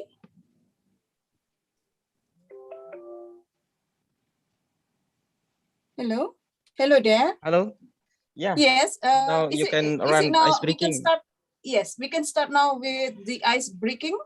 Yes, please. I will handing over to you. Maybe Thank you. around 10 minutes. Only 5 minutes, actually. Only 5 minutes. Okay, okay, Mr. MC. Thank you. Okay, at first I would like to say thank you for the speaker. So after we hearing a lot of insight from our speaker, now we will move to the enjoying session. I will call it enjoying session since we will play a Kahoot games. Okay, but in order to make sure that you understand all of the rules that I given to you, I will read it in bahasa Indonesia. Okay. Oke, setelah tadi kita main di acara formal, sekarang kita akan langsung main ke acara non formal nih. Jadi kalau dengar suara musik ataupun apa itu adalah salah satu bumbu untuk kita bisa di acara ini. Oke, seperti aku tadi bilang, kita bakal main Kahoot ya. Jadi please be prepare untuk bisa main ini karena apa? Karena kita akan ada hadiah.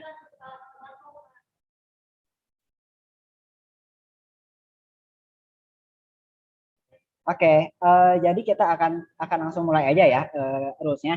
Yang pertama, oke, jadi para peserta dipersilakan untuk masuki game Kahoot, oke, sesuai dengan namanya. Jadi saat nanti kita masuk ke game Kahoot-nya, jangan lupa pakai nama yang sesuai dengan di Zoom biar apa? Biar nanti gampang untuk di recognize oleh panitia. Yang kedua, link akan dibagikan oleh panitia. Oke, di chat box kita. Oke, jadi udah ada linknya ya. Linknya sudah ada. Oke, dan remember kalau misalkan nanti kita bakal ada yang menang. Oke, bakal ada 3 pemenang dari game ini. Dan apa sih hadiahnya? Hadiahnya itu adalah saldo OVO ataupun voucher pulsa untuk 3 orang pemenang seperti itu. Nah, jadi udah dilihat ya linknya ada di chat box dan juga kodenya, bisa langsung aja dimulai gamenya. Oke, gimana panitia udah ada yang masuk belum?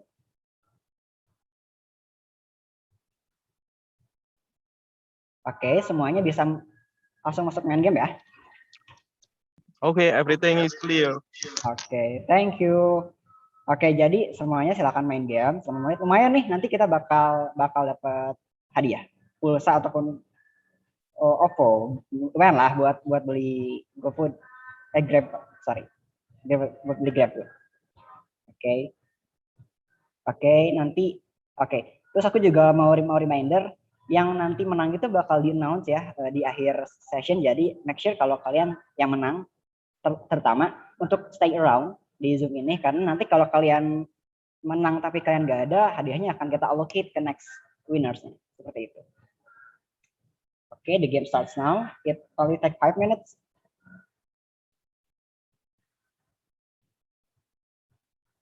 Mungkin sembari main game ada yang mau aku ajak ngobrol kali ya.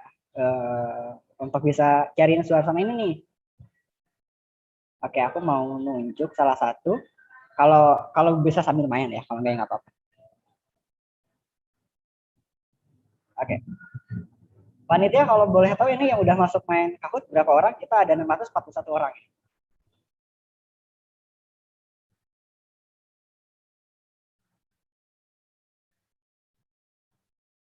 Panitia?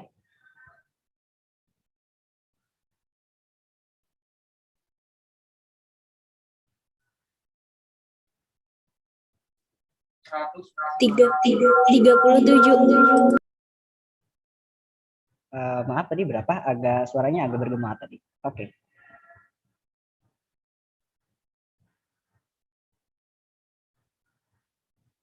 Oke, bagi aku remind lagi ya, bagi yang belum join langsung masuk aja ya. Kita biar bisa menenangkan suasana nih. Setelah tadi kita dengar insight-insight yang sangat bagus dari para speaker kita, sekarang kita main game untuk bisa refreshing otak kita lagi. Supaya nanti waktu kita Q&A session, kalian bisa menanyakan hal yang super power.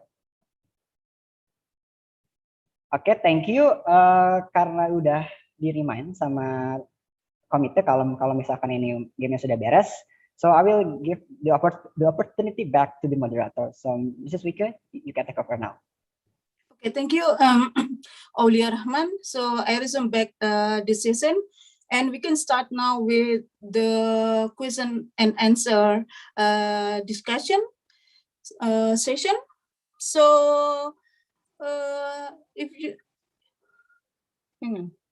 is there any of you you want to ask directly to all speakers?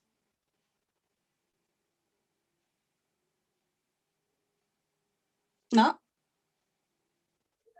because I have a lot, some question in Slido, so I can read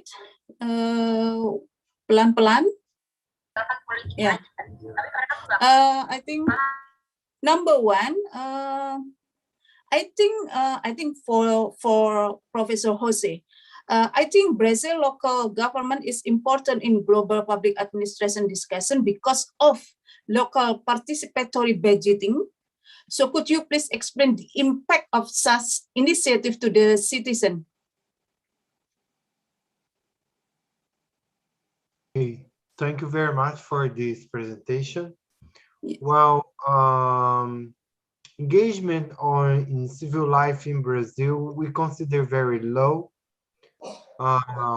So one of the main issues that we have at the village level, at local communities level, is to organize people in order to cooperate and to join efforts in order to bring new services and new products. So several government agencies, both at federal level and both at state level and municipality level, wants to increase engagement in cooperation initiatives to create cooperatives and condominiums that will help a community organize itself in order to solve its own problems, in order to create new alternatives. Because at the end, if you can offer products and services that are profitable, you can bring more economic resources to the village. So especially in the south of Brazil, in the states of Rio Grande do Sul, Paraná, and Santa Catarina, which are far from Brasilia, but in the south of Brazil, we are reaching higher levels of development because villages can create cooperatives and condominiums, and that help them to overcome their problem by themselves. So that's a very important issue that's happening in Brazil right now. And they can finance development of agriculture, development of tourism, development of services that can bring people for the community, bring economical resources for the communities. So I would say that in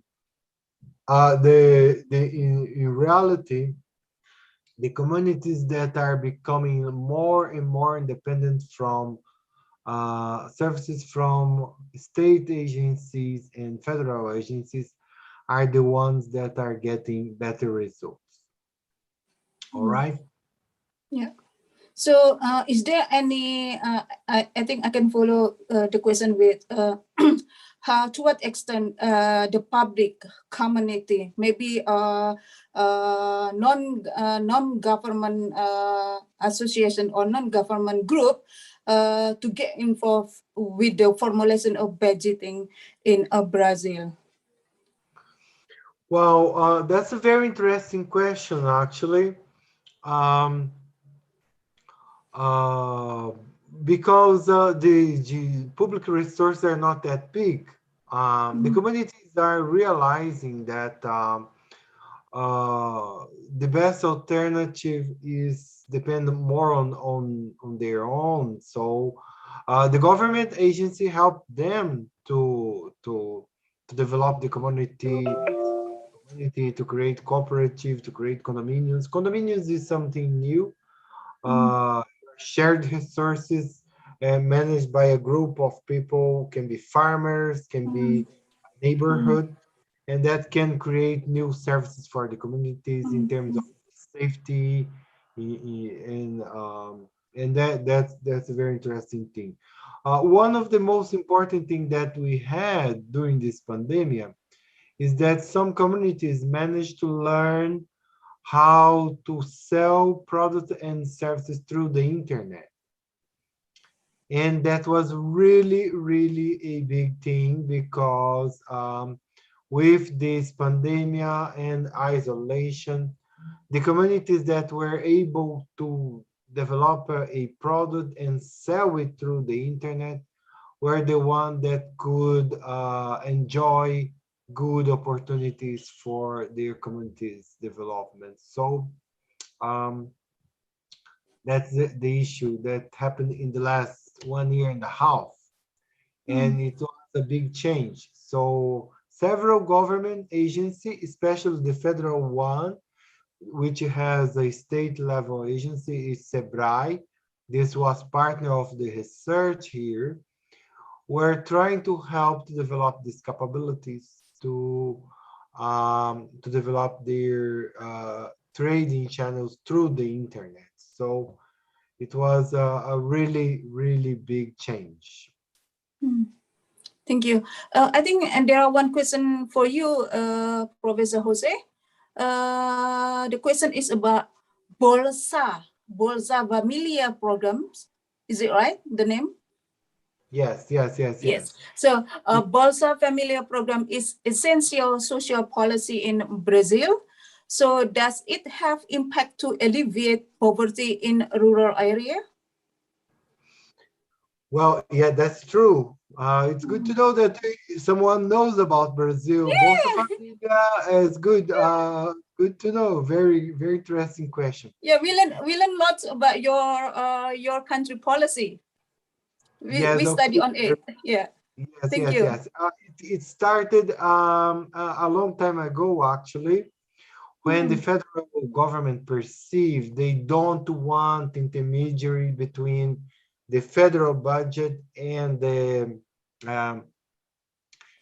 population in economic problems. So they start to create, instead to create an agency to promote one specific activities, they start to learn to transfer money from the federal government straight to poor population. So it has a very good result, especially in more the poorest part of Brazil, especially in the Brazilian Northeast. And it had a huge impact in terms of economic activities to help to increase economic activities in the region. And but it's mainly a urban program. It's not mainly a rural program. It's mainly connected to help to develop impoverished neighborhoods in cities in Brazil. It's a major program right now, but it was hugely successful. And present federal government in Brazil is trying to increase this policy in order to alleviate the problems related to the pandemic. So, so the press and the academia is very much in favor because it was a successful program, but also reach its capacity to add value. After some time, a problem like this is a huge problem, it's a gigantic problem. After some time, it does not develop the community itself. So it has some limits, but actually it did a lot to help to alleviate problems in poor communities in cities in Brazil. It was a good experience, to be honest, but also almost reaching its limit to in its capacity to add value. So is it the program still working on it now? Is still working on it? The program is still okay. It's working through the whole pandemic. It was there. I think it's more than 16 years old program. It's very successful one. Interesting. And it helped to alleviate the poverty during the pandemic, but it's reached its limits because it's very good to help in emergency situation, but the families are not improving in their capacity to generate income by themselves. So this is the main problem of the problem. All right. Okay, thank you. Okay, thank you. So this is the question coming from the I think from students. I think we'll go to Pak Muluk and Bu Ike. The question is, what is the trajectory or vision of sustainable village government in Indonesia? So does it correlate with rural people welfare? Ini berkaitan dengan kesejahteraan masyarakat desa, I think. Yeah. Okay, so Pak Muluk, you can say, or you can answer first. Thank you. Thank you, Bu Wika. Yeah. That's a very interesting and very difficult question from you. Yeah. You know that smart student. Yeah. You know that in 5 or more, especially 6-7 years, yeah, the central government give a priority and central attentions to the village, because the village actually rural type and community type of bureaucracy of government, yeah, and then and most of Indonesian people live in the village. So if we want to increase or improve our welfare for the people and alleviate the poverty of the people, so the breakthrough of that is to decentralizing more program directly to the village. So that's Indonesian breakthrough to the village.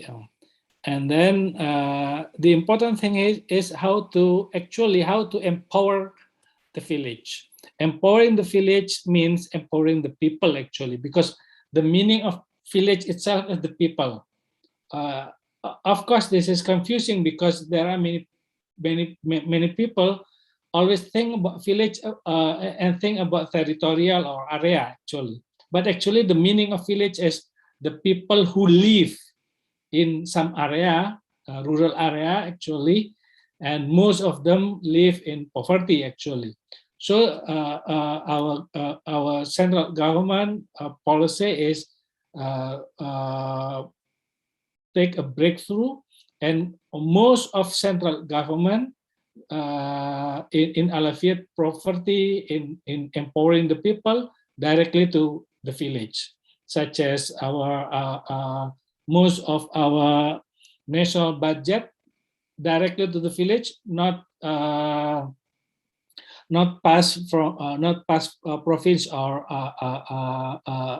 municipal level, directly to the village directly. But of course, still we have concern about that, because the people and the villagers and village bureaucrats usually do not have or do not manage a lot of money, and directly now they have a lot of money to manage, to administer, to empower the people. Actually, they have a lot of money, but still they have lack of capacity. This is our problem actually. Giving autonomy, giving affairs, giving a project, giving money directly to incapable people means we deliver more problem to them. That's actually our problem. But I think in 7 years program, we learn a lot of things about this. We try to enhancing the capacity of the people, enhancing the system, giving them an assistantships, yeah. But the problem is the assistance is not quite good enough, yeah. So we train them. It is difficult to change the big thing in a night. So we need more time for that. But the trend is better and better according to the time. But it means we need a time actually. But now most of our village governments addressing not only about the pandemic, the COVID, but also the economic. This is quite complex between pandemic and economic. We concern on pandemic, we lost our economic. We concern on economic, we lost because of pandemic. So we have to balancing pandemic and economic in lowest level of our government. That's the hard job, hard work of our village government today. Yeah, I think that's Bu Wika. Thank you very much.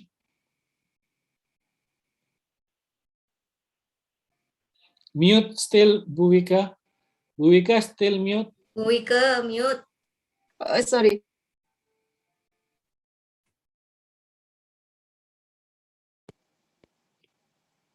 Okay, I think it's not Indonesia facing the problem.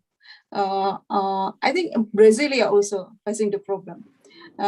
When we talking about COVID-19 and the pandemic and its impact on the welfare of the society. So what do you think, Ibu Ika, following with the question to Pak Muluk? Okay, this is about the trajectories, yeah, sustainability, yes, the welfare of village, yeah, or village government. Maybe I have to share screen first about the previous research, because this is relation with the prosperous community, yeah, with the village in village.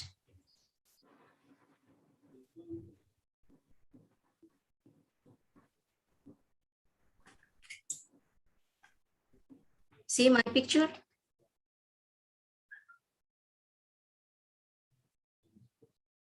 Bu Wika? Yes. Yes. I can see the picture. Okay. Yes. Okay. Maybe I would like to more larger. Okay. This is my research. at 2018, yeah. Start in 2015. This is correlation about the village performance with the prosperous community. We have a lot of subsystem in here. If we want to make higher the prosperous community, we have any leverage for different characteristic village. And the result of this research at the time, we have two kind of village in Indonesia, yeah, from the history. First, village by ethnologic, and then the second, village created by the government, especially in New Order. And the created village with isolated characteristic, we are more focused to village development if we want to make higher the prosperous communities.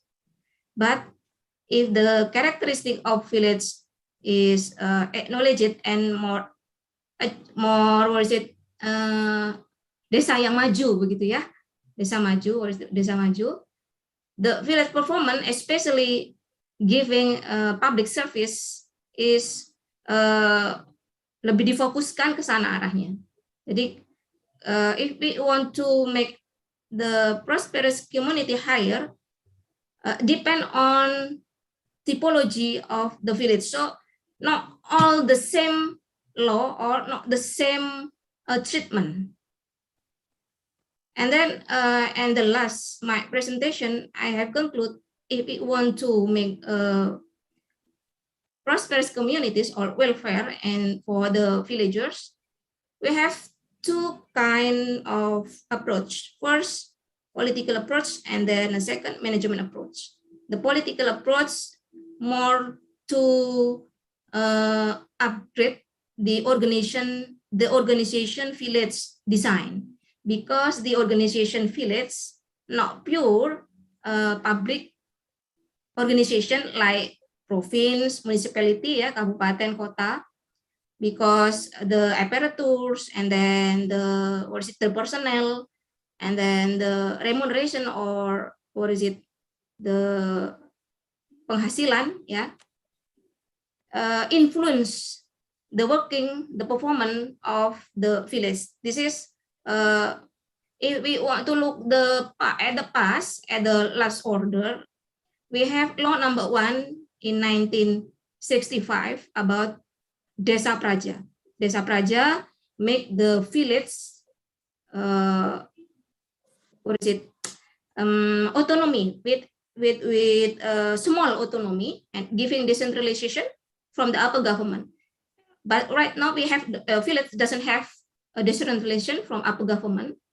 And if Pak Muluk say decentralization within, yeah, decentralization within, right now, of course, village doesn't have from upper government in reality.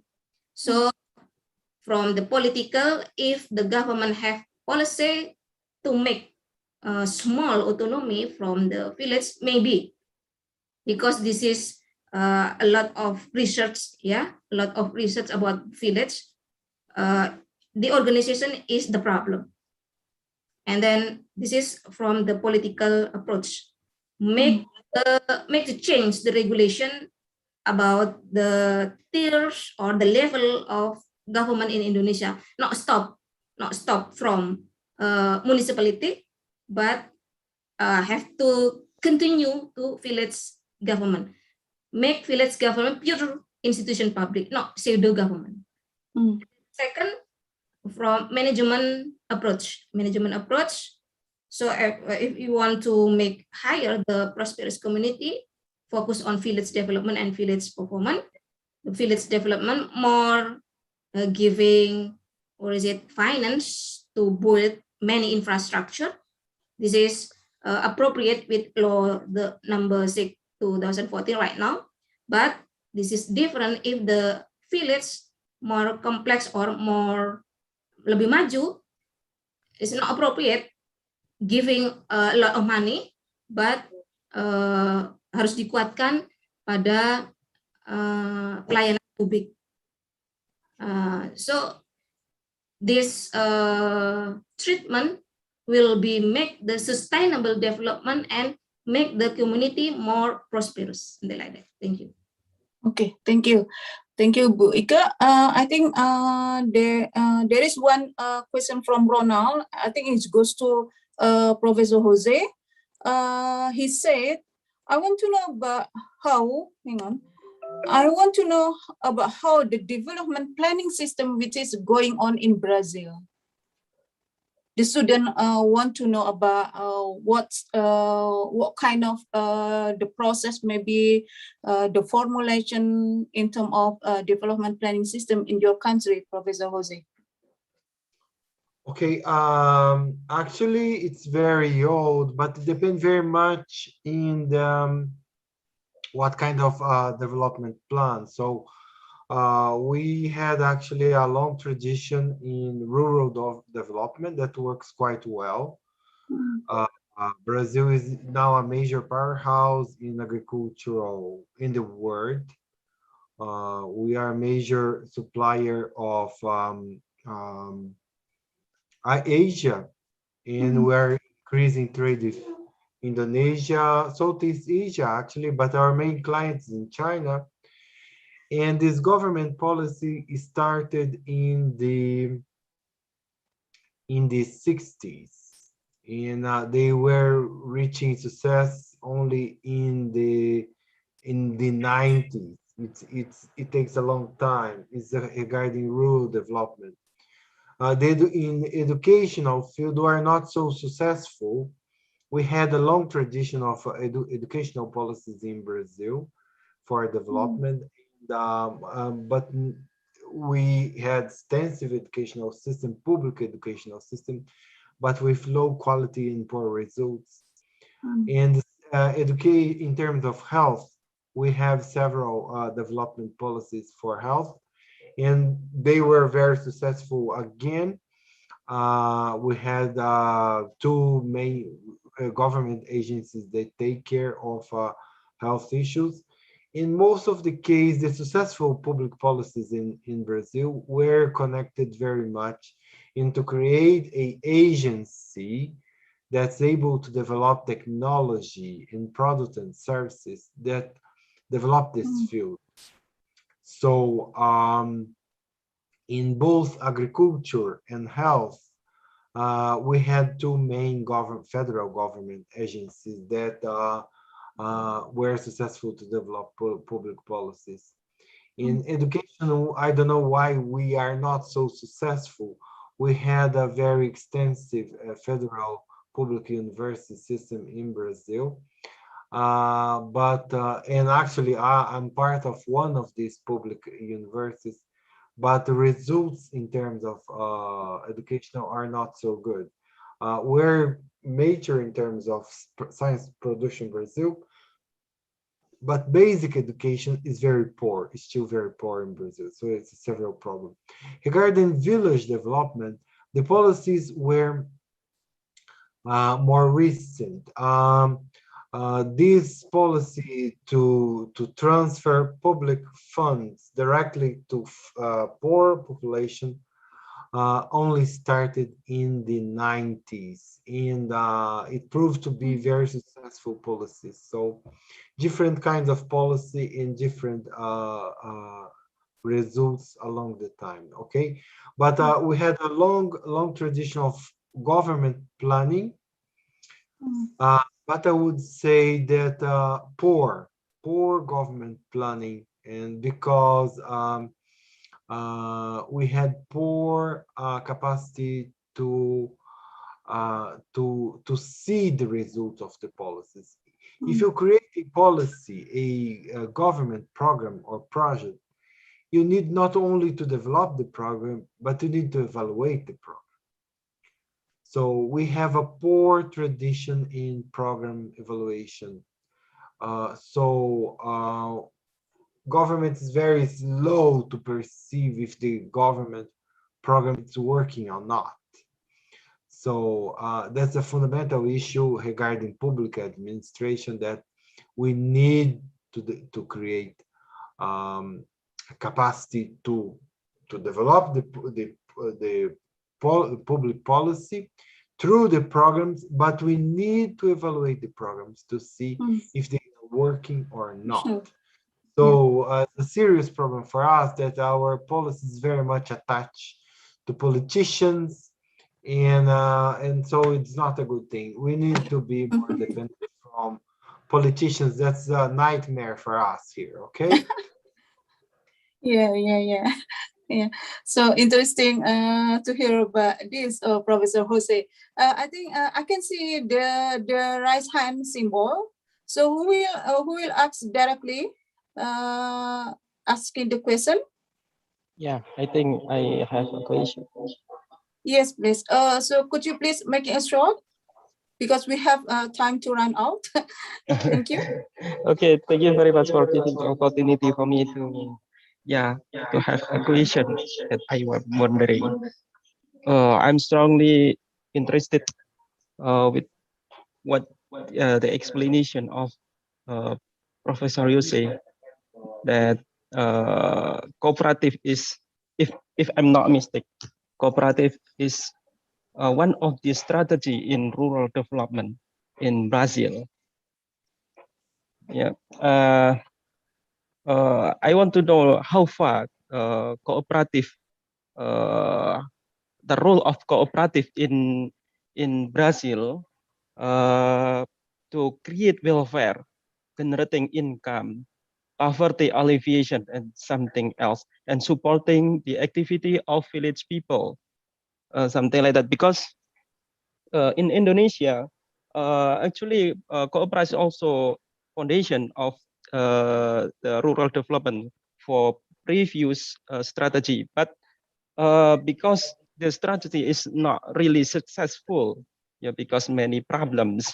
So that's why I think right now the government, central government, changed the strategy by providing a village fund, something like that, to create village enterprise, something like that, in generating income of the village people, something like that. So how far the role of cooperative in Brazil in creating welfare of the society or community in the village area or municipality? Thank you very much. Wow, it's a very extremely interesting and clever question. Thank you very much. Well, cooperative is a long-term government policy in Brazil. And the main problem related to cooperatives in Brazil is that you can have corruption inside them. Sometimes because they are voted, the direction and the president of the cooperative, they can use the cooperative system in their own favor. So that's a serious problem, because the cooperative will not evolve. But the thing is that the cooperative are, most of them, thriving in a competitive market. So if one village or one community, they have corruption management in the cooperative, it will not prosper. And the cooperative in the next village will prosper and will grow. And with the time, they will take over the business or the activities of the cooperative, which is corrupt. So it's a self-correcting system with the time, because the well-managed cooperative will grow and not so well-managed cooperative will decrease or even disappear.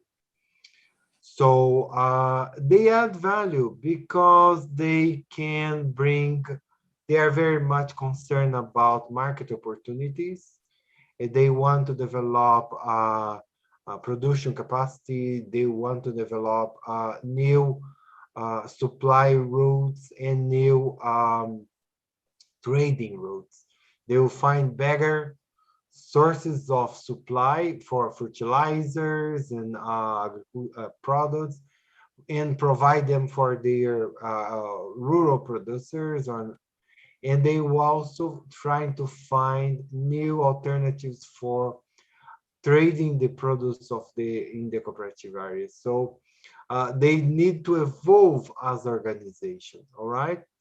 And they also need to add value to their community by creating programs and creating training, and especially training in technical issues that help them to evolve and to be more competitive in the technical field. So as I say, Kadagam,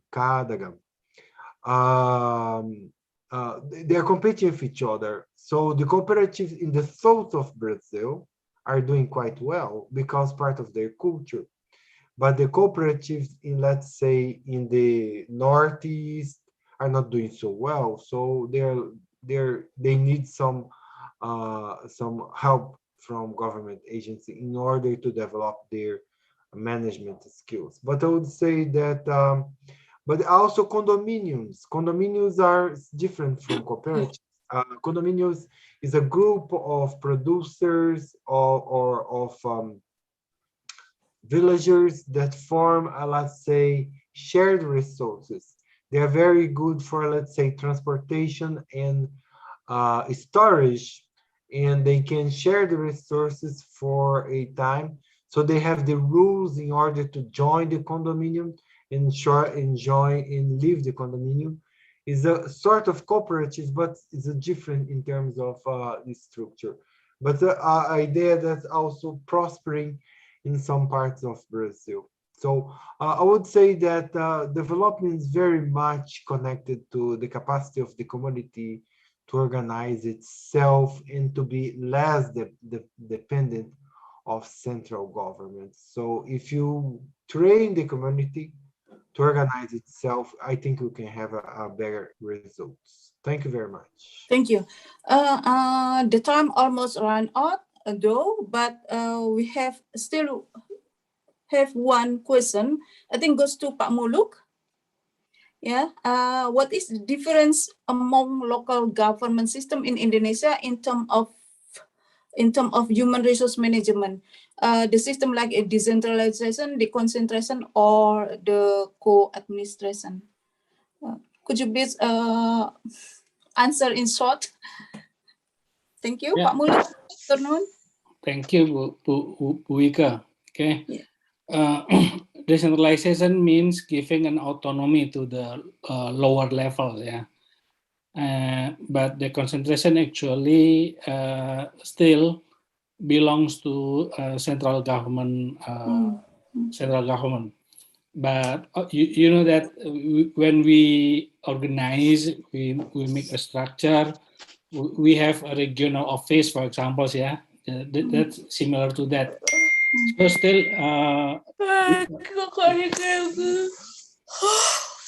still the human resources in the concentration still belongs to central government. This is quite different from indecentralized principle. The human resources in local government actually still belongs to local government, quite different from regional office or field administrations in the concentrations, for example. But actually, there are three types of reconcentrations. Yeah. First is field administrations. The second one is governor as representative of central government. So actually, there are two positions of governor.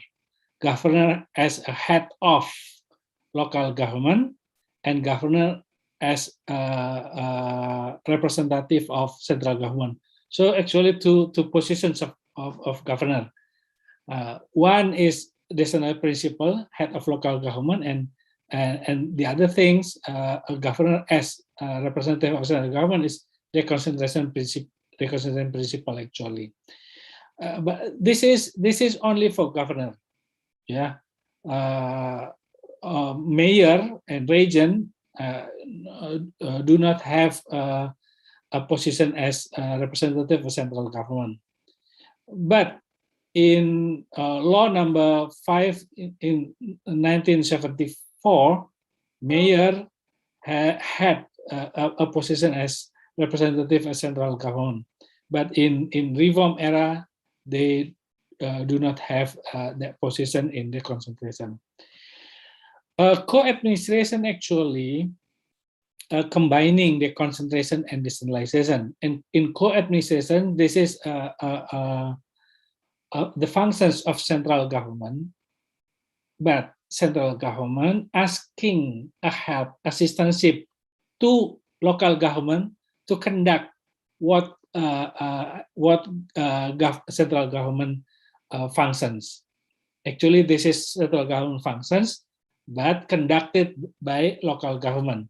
Of course, the fund expense to do that belongs to central government, not for local government. Just this is the help of local government in conducting in services or development project that actually belongs to the functions of central government. So that's what we call as co-administrations or medebewin. Medebewin in terms of Dutch originally concept. Yeah, actually there are two kind of medebewin here, medebewin and medebestur. This is quite different actually, but nowadays we don't have medebestur. When we were under Dutch colonizations, we had two different concepts, medebewin and medebestur actually. That's Bu Wika. So actually in public personnel or public human resource actually divided into central government and local government. Thank you. Okay.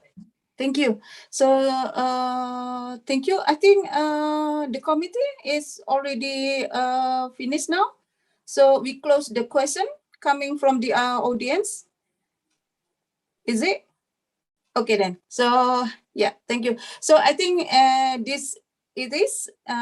Thank you so much for all speakers for sharing the knowledge and lots insight about comparing local governments and governance between those countries, Indonesia and Brazil. So I was thinking this is probably, perhaps, all students, all attendants will get a benefit from this shared knowledge. So could you please, all students, giving applause to 3 good people, this? Thank you so much. Thank you so much. So I will handing over to MC Rahman, Aulia Rahman. Thank you. Thank you. Thank you so much. Thank you, Honorable Assistant Professor Wike DPA, who has guided the discussion session. Now, everyone, it will be the last session actually, but as I said before, after we hearing a lot of insightful material, now I will announce the winners from the previous game, that Kahoot games. So the committee, please to share screen the winners so we can see the podium. So as you can see, the first winners is Muhammad Fatur Rahman, the second is Afandi Permana P, and the third is Muhammad Zidan. Okay, I will call out the first two. Fatur Rahman, are you around? Muhammad Fatur Rahman, are you around? Okay, Muhammad Fatur Rahman is around. Okay, hello. Okay, next we call the Fandi Permana P. Are you around, Fandi?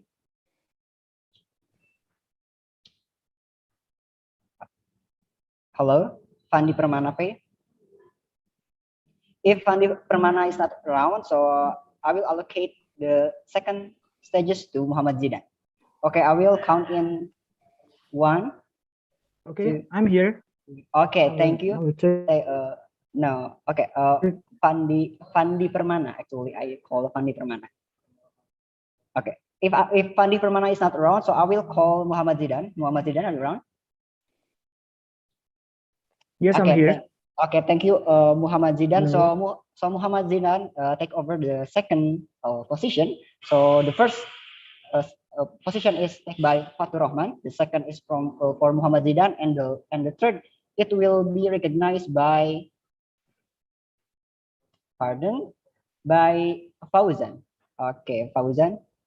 Only Fauzan here. Okay, are Fauzan here? Fauzan, are you around? Okay, I will count until three. If until three the Fauzan is not replying my tag, so I will move to the next. Okay, Fauzan. 1, 2, 3, 4, 5. Thank you, Fauzan. You are eliminated. And so we have Ibra Andre P. Ibra Andre, are you around? Yes, I'm here. Okay, Ibra Andre. So you will be the third winner for this game. So for Fatur Rahman, Muhammad Zidan, and Ibra Andre, don't forget to contact the committee to get your prize. Okay. Okay. Or the committee will contact you. Okay. Thank you. So we have the winner. Okay. Thank you, everyone. So next we move to the next session. Thank you. All audience, after hear a lot of insightful material that have been delivered by our speaker. So now we are on the last session that will be the closing session. At first, I would like to convey my gratitude to Honorable Assistant Professor Wiki DPA, who has guided the discussion session. And ladies and gentlemen, we have just listened to the entire discussion on the virtual learning program on the first day with the theme of governance at the lowest level, lesson from Brazil and Indonesia. Moreover, now we have come to the end of the event. With that being said, I would like to convey my respect to our speakers. The first, to Honorable Professor Dr. Jose Marcio Calparjo from the University of Brasilia, Brazil. Second, Honorable Associate Professor Muzibur Rahman Khairul Muluk, MSI, and Honorable Assistant Professor Eko Unusmawati, MIP from Brawijaya University. Along with Honorable Assistant Professor Wika DPA and audience in the entire session. The enthusiasm from the participants were extraordinary. Thank you very much, everyone. Representing the committee for the 3-in-1 program, I would like to thank all audience and invite all the audience to take part in the next series of virtual learning on second day that will be held tomorrow on September 29. And I'm Aulia Rahman signing out. Thank you. Stay healthy and see you tomorrow. Thank you, everyone. Yeah. Thank you. Bye-bye. Thank you. Good morning. Also, don't forget to fill your and good evening. Good night. Bye-bye. Right. Thank you. Thank Professor you. Jose. Thank you, Bu Wika, Pak Mulu. See you on Tuesday. Thank you. Thank you, Professor Jose. Thank you, Pak Mulu. Thank you, Bu Professor Ika. Jose. Thank you, everyone. Okay, you're welcome. Yeah, Thank you very welcome. much, everybody. Thank you for all. Thank you, Jose. Thank you, Pak Mulu. Thank you, Bu Wika. Thank you, Bu Wika.